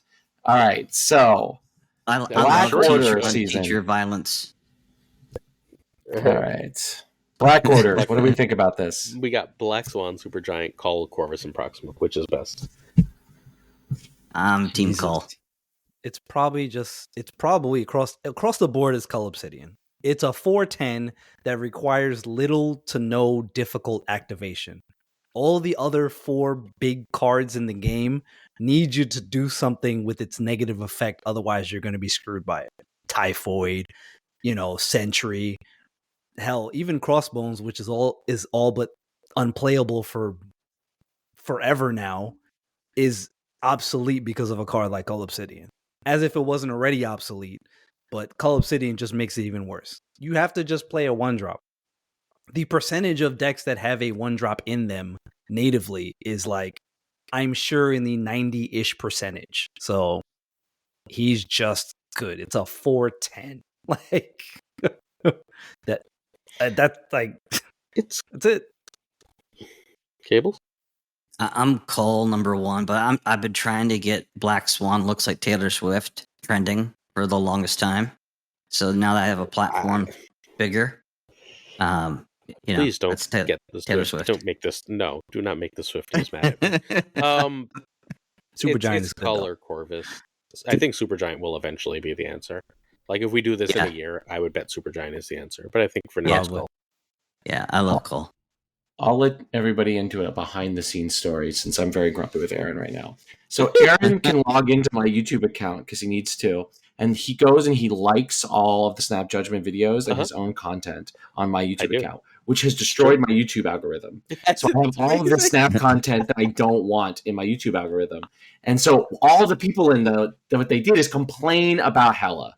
And what made Hela busted was the printing of Corvus. So it has to be listening to these people who are just filling the autoplay on my YouTube about how annoying Hela is. It has to be Corvus Glaive. It has to be Corvus Glaive. Cull Obsidian is an obnoxious card that should never have been printed, but it's got to be Corvus. Like he's just a fun card in things like Discard and a busted card in Hela. So obviously the best card. Hard to argue with. Corvus is just good because he has a couple of other like kind of niche uses, right? Most of them discard, obviously, but you can kind of funky play around with him in other things where you can make use of that extra energy versus something like Proxima, who if you're not playing her in a discard deck, you're A, doing it wrong, and B, she's useless outside of that. Yeah, I love that he wrecked your algo though. That's a That's awesome. Um, I didn't realize I did, but now I'm really happy I did. All right. yeah. You get some watch hours too, buddy. That's good. Yeah, yeah. I agree though. An Super extra, giant. quarter of a cent. Yeah, exactly. Yeah, print those pennies. In a couple of seasons, it's probably going to be super giant. Call Obsidian, we've all said it. It's a stat stick. It's boring, but I really enjoyed Call in Thanos, and I enjoyed Call in the Century Scar Annie cheaper. Wolf list. So I've got him teched in a couple of places, and I just again they only got one Shang-Chi, so he's my champ. And Shang everywhere. Yeah.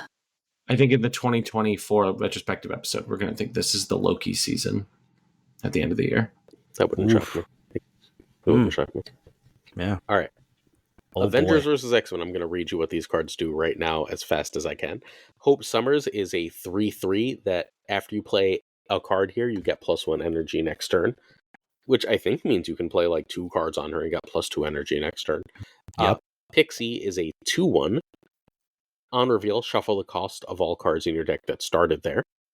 Oh, that started there, so it doesn't work with stones. That's nice. Yeah, they changed it. Yeah. All right. Mockingbird is a 5/9. It costs 1 less for each card you have in play that didn't start in your deck.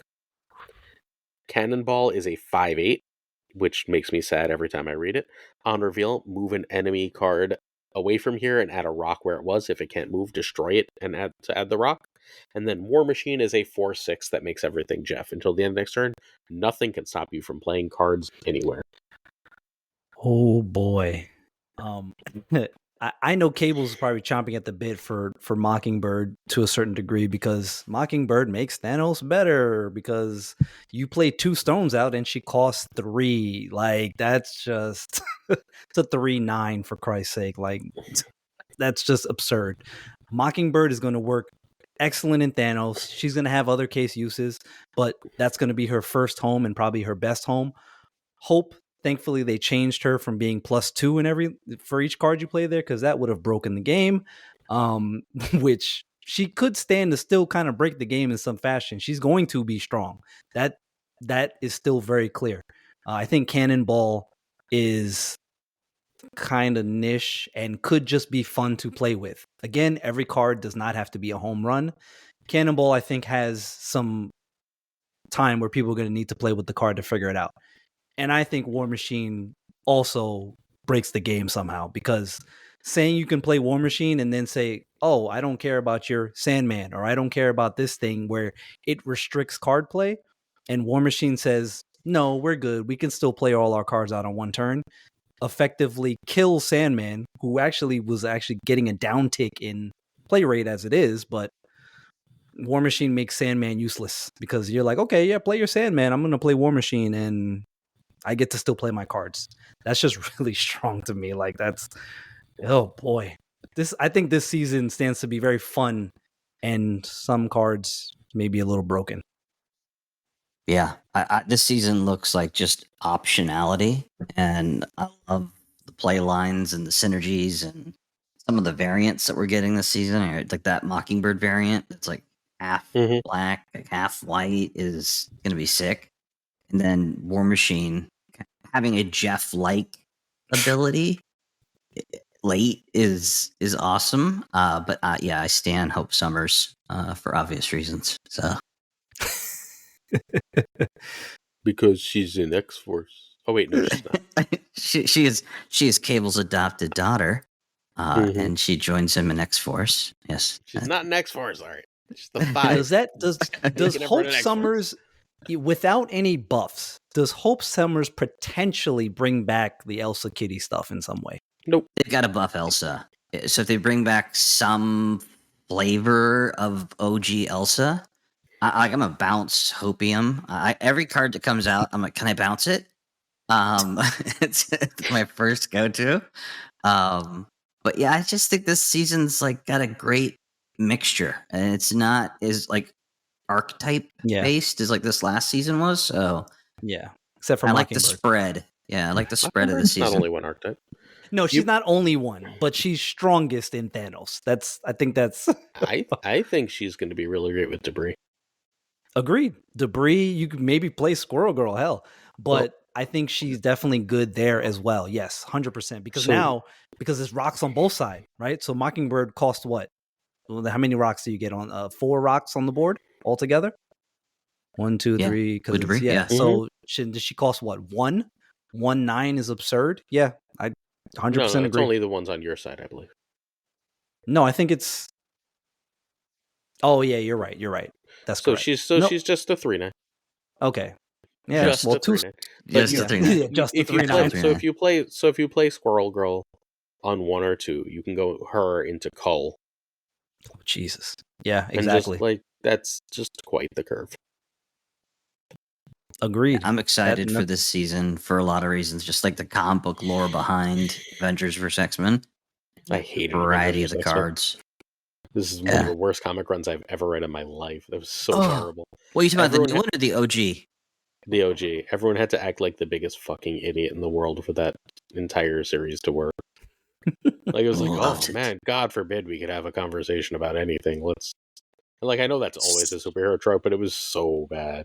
So Yeah. why has no one mentioned Pixie here? Pixie. I think if any card is going to break the game, it is going to be Pixie Combo decks. I think Pixie is going to require some creativity.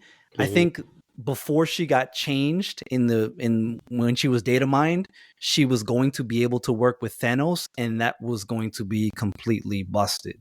Because then you're just like, oh, I got the stones in here, and the stones can flip with these high 5-6 cost cards, and those can now cost 1. That was going to be very broken. But I think she still exists where she's going to be very strong with some creative deck building. We Morbin. Ooh. You play her, you play not Mobin. You play her, you play Mobius, you get all the cheap cards as cheap as they would have been, you get all the expensive cards cheaper. Yep. She's gonna be phenomenal, but it's very hard for me to imagine her lasting for long at all. Right.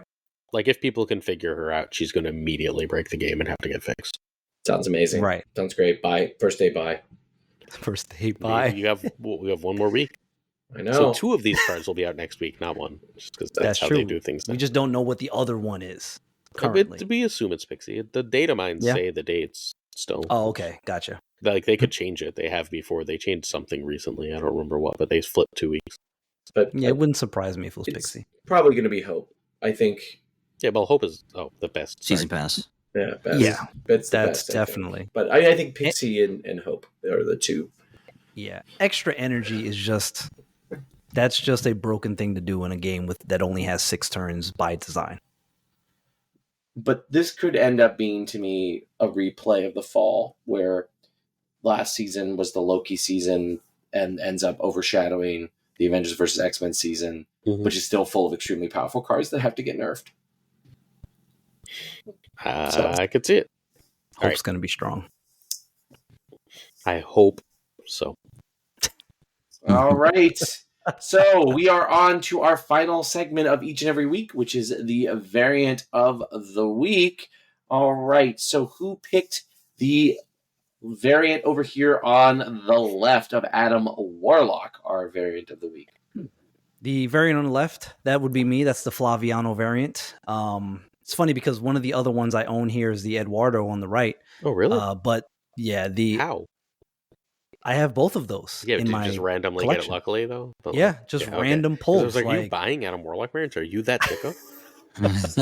No, but Adam Warlock, the Flaviano is just so good. Adam Warlock is just one of the cards in the game it's a card that had very good some of the best variants on a bad card, right? And Angel is another one, right? It's just some of the worst cards in the game have some of the best variants, which is really sad. But here we are. Flaviano is it's just so great. It's just the animations are great. Being out, you can really see the background, the space background. It's not really covered up. It's prominent. He's got the powers in his hands. It's a lot. It's awesome. I love it.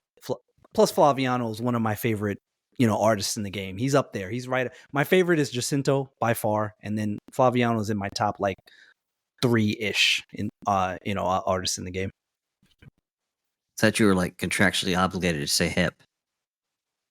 Not me. No, that would Glazer would be be contractual. I know. Since you're on this You gotcha. podcast. All right. Did anyone else pick the one on the left, or Yeah, did the Cables did. Cables? Yeah, I think I've got everything but the ultimate. Just no reason to burn 5,000 tokens. But yeah, I got the Flaviano, but I'm pixel complete on purpose. So I buy pixels. On purpose. I'll admit that on the internet. And I even love the pixel one. But the Flaviano, for the reasons Flash said, like just the art and get to see the background and face and the colors when it's split purple. Like I really like that variant. I won't Pixel's play not it. bad. But It's funny really because I actually pretty. own all 3 of these variants. Yeah, I have all of them, but the ultimate. Roy. So I guess you picked the one on the right. No, you got to talk about yours first, sir. Oh, I mean, I picked the Pixel. I think some of the Pixels are just bad. Some of them are so bad they're good, like MODOK or Rocket Raccoon. But I think the more recent Pixels have actually started to follow Adam Warlock's lead here and be just decent variants that like capture the character in a pixel art style. Like I think this is like a good Adam Warlock. It like captures who Adam Warlock is without some of the like really showiness of some of his other variants. I also picked this because I wanted to put the hip, but Glazer has been picking the hip every single week as well, and I was like, well, we should have more variants to discuss. So I was like, all right, instead of the hip, I'll pick Pixel because this is legitimately, I think, top tier Pixel variant, like unironically. Yeah, it's a good Pixel. I think the Doctor Doom Pixel is very good. There's some very good Pixels that are just capture the essence of the character without, ruining the the card there. And then some Sandman ruin the Pixel card was great and are amazing, like Rocket Raccoon. So Fair. yeah, or Hellcow. Okay, yes. Not Or safe for MODOK. Or Yeah. MODOK. Yeah, Taco Bell MODOK, yeah. Yeah. Taco Bell MODOK. So I picked this Adam Warlock. I actually think I would have picked the Flaviano if otherwise. I actually hate the hip Warlock. I have it, and obviously it's the one I use because it's a hip. But like, I think all of my superheroes, regardless of male, female, non-binary, should wear pants. I'm a big superhero should wear pants person. I don't understand fighting crime in bikini bottoms, like, or being a spacefaring wizard in bikini bottoms. I guess either which way, the hip is in bikini bottoms, and so I am not for it.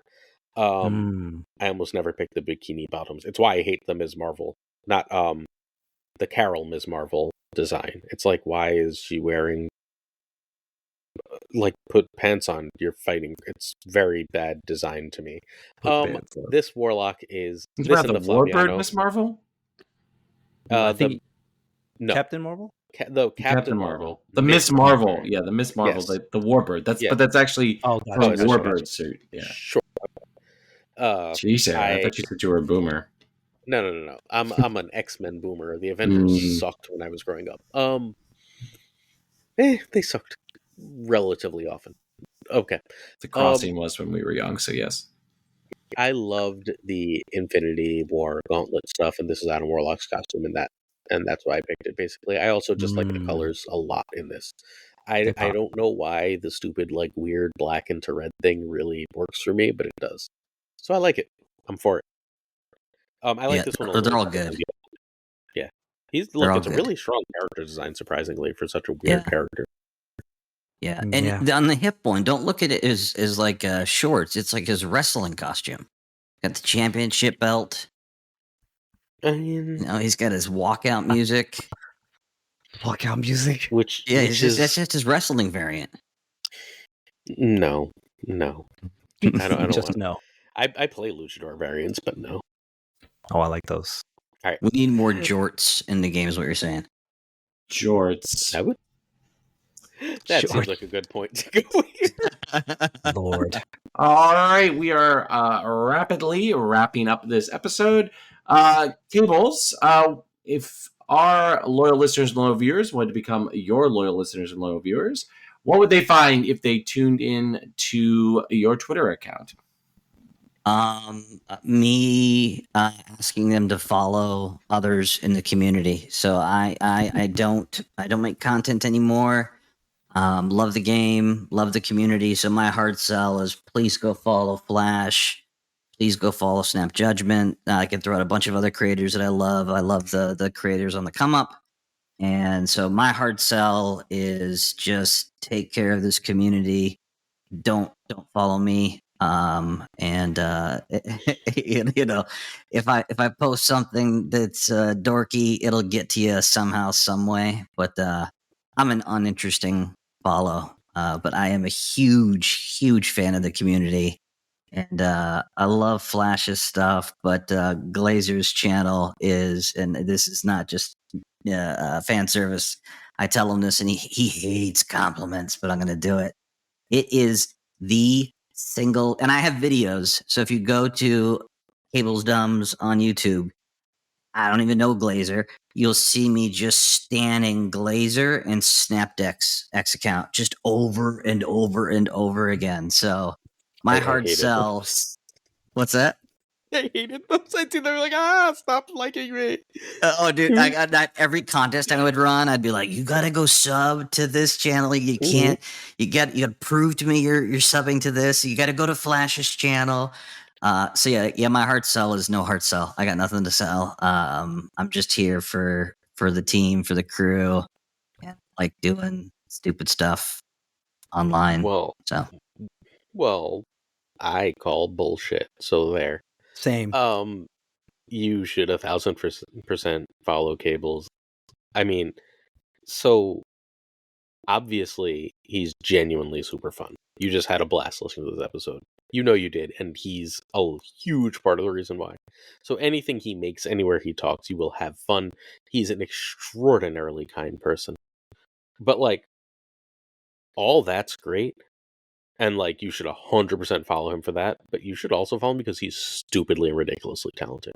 Go to that YouTube page, take a look at it, and just go, oh shit. When you watch the Snap Judgments League and you see all the overlays and all the graphics, when you see our that graphic that we had for Snap Judgments League that we were showing everywhere, that's Cables. He's absurdly, crazily talented. Like, he's significantly better at this than almost anyone I know, and he's brilliant. And as brilliant as he's kind, and he deserves your support. Even if he's not monetizing it, even if there's not like anywhere to go with it, just follow it because supporting good people is always worth it. Yep. Well, thank you. Yeah, if you follow me, then hopefully you follow the community. And then if you go to my X, you could see the Glazer variant. Oh, that's true. Yeah. I mean that's worth it all by itself. One day I'll get used to the fact that I have a variant card and not be shocked literally every time I hear it. You said it and I was like, oh, right. Yeah. Hey, we got to upgrade it. We got to get it some crackle. No. It's Kirby. All right. That brings us to Flash. If our loyal listeners and loyal viewers wanted to tune into your Twitch there, Gaming with FlashX, what would they find in your content? In one word, authenticity. Because as I always tell people when they come, they hang out and on my streams, is that the personality that you're getting on the camera is not fraudulent. I'm not pandering to the camera.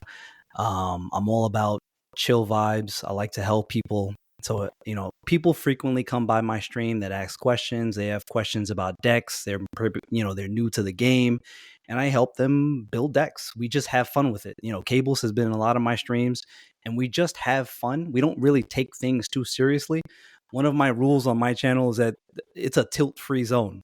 There's no tilting. I don't get upset. I don't rage retreat. I don't do any of that stuff. I just play the game. We have fun. If I lose, I lose. No big deal. 8 cubes, 4 cubes. It really doesn't matter. I'm just there to have a good time. And again, I like to help people and I like to be myself. I always tell people, if you ever meet me in, real life, this is what you're going to get. You're not going to meet me and be like, oh, this guy's completely different than what I thought he was. Nope. this is what you're going to get. We can hang out, we can talk about Snap, we can have a drink or two, and that's just what you're going to get, authenticity. And the same thing goes, when you see me on Twitter and you see me interacting with the community, I'm just being myself. I'm giving you my honest opinion about things. Again, you're never going to get any falsity with me. You head on over to my YouTube channel. That's what you're going to get. Like I said, I like to help people. So I just started a brand new series on my channel, Marvel Snap 101, to help new players in the game, because there isn't a lot of content out there for people who are just starting to play. And those people have questions. I have people that I work with that just started playing Snap a few months ago. They're asking me questions, like, oh man, what do I do with these new decks? Like, I got this card. Is it any good? And I'm like, no, it's trash. Don't use that. Here's what you want to be targeting. And as I'm having these conversations with people, I'm interacting with people on social media, they're asking me questions. And I'm like, I'm looking around and there's no new content for new players, for, beginner content. So I was like, you know what? Let's get that going, because people need help and they deserve the help. So I just love putting myself out there. I play with people. If people want to play a game, they come on my stream, they want to play a set. Yep, let's play. It's fine. You want to test something out? Yep, let's test it out. I got no problem doing that. And like I said, authenticity. Yeah, I love your channel. I love your content. If you go back and you watch my first time winning an Infinity Borders with the Rona deck, as you know, like, you could hear the genuine, like, that moment where I'm just geeked. Like, I love this guy. I love him so much.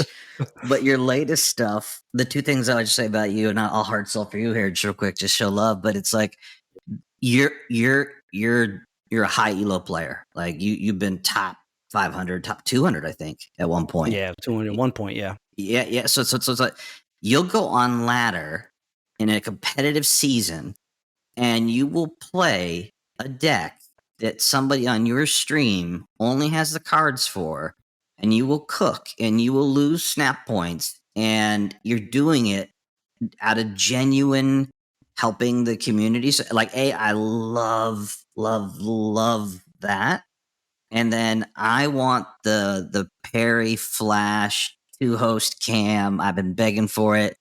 You two together, like, Perry with that amped up crazy energy, you with the chill, vibes, like that's a combo made in heaven. So just throw love your way. I love the streams, I love the YouTube, but then I owe you a border, and I owe Mr. Glazer a border. Those are the two decks that got me my Infinity Borders. I'm going for 3 this season, and it's going to be with a Loki deck. So appreciate that, man. Thank you. Yeah. All right, my turn. So, okay, a lot of times people use honesty and authenticity as a way to speak quote unquote harsh truths and be rude to others and sort of be difficult. And Flash could not more be the opposite. When he says he's here to help, I mean, regardless of what's going on, he's a person who will reach out. He's a person who checks up on everyone. He cares deeply for people, and it comes through in everything he does. And that's not limited to friends. That he does that with strangers. He did that when we just met. We barely started talking. He is an incredibly good person. And that I lose 4 cubes, 8 cubes, don't care thing, it's really easy to say when you're phenomenal at the game and it like never happens. Because he's really good. Like, he's one of the best players that you don't realize is one of the best players until you actually watch him play, and you watch him read others' plays, like, very casually understanding things, and he doesn't ever talk down to anyone about it or, like, explain to the chat in a way that's condescending. Like, so, but no offense to streamers I'm genuinely friends with, they often are like, why would you think I should do that? Obviously I shouldn't do that. That's not the tone. It's like, oh, here's why I did that. It's a very educational, it's genuinely stellar content.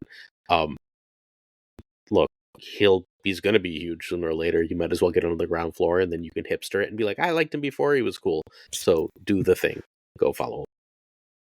Yeah, that Appreciate point that, about sir. backseating and being wrong.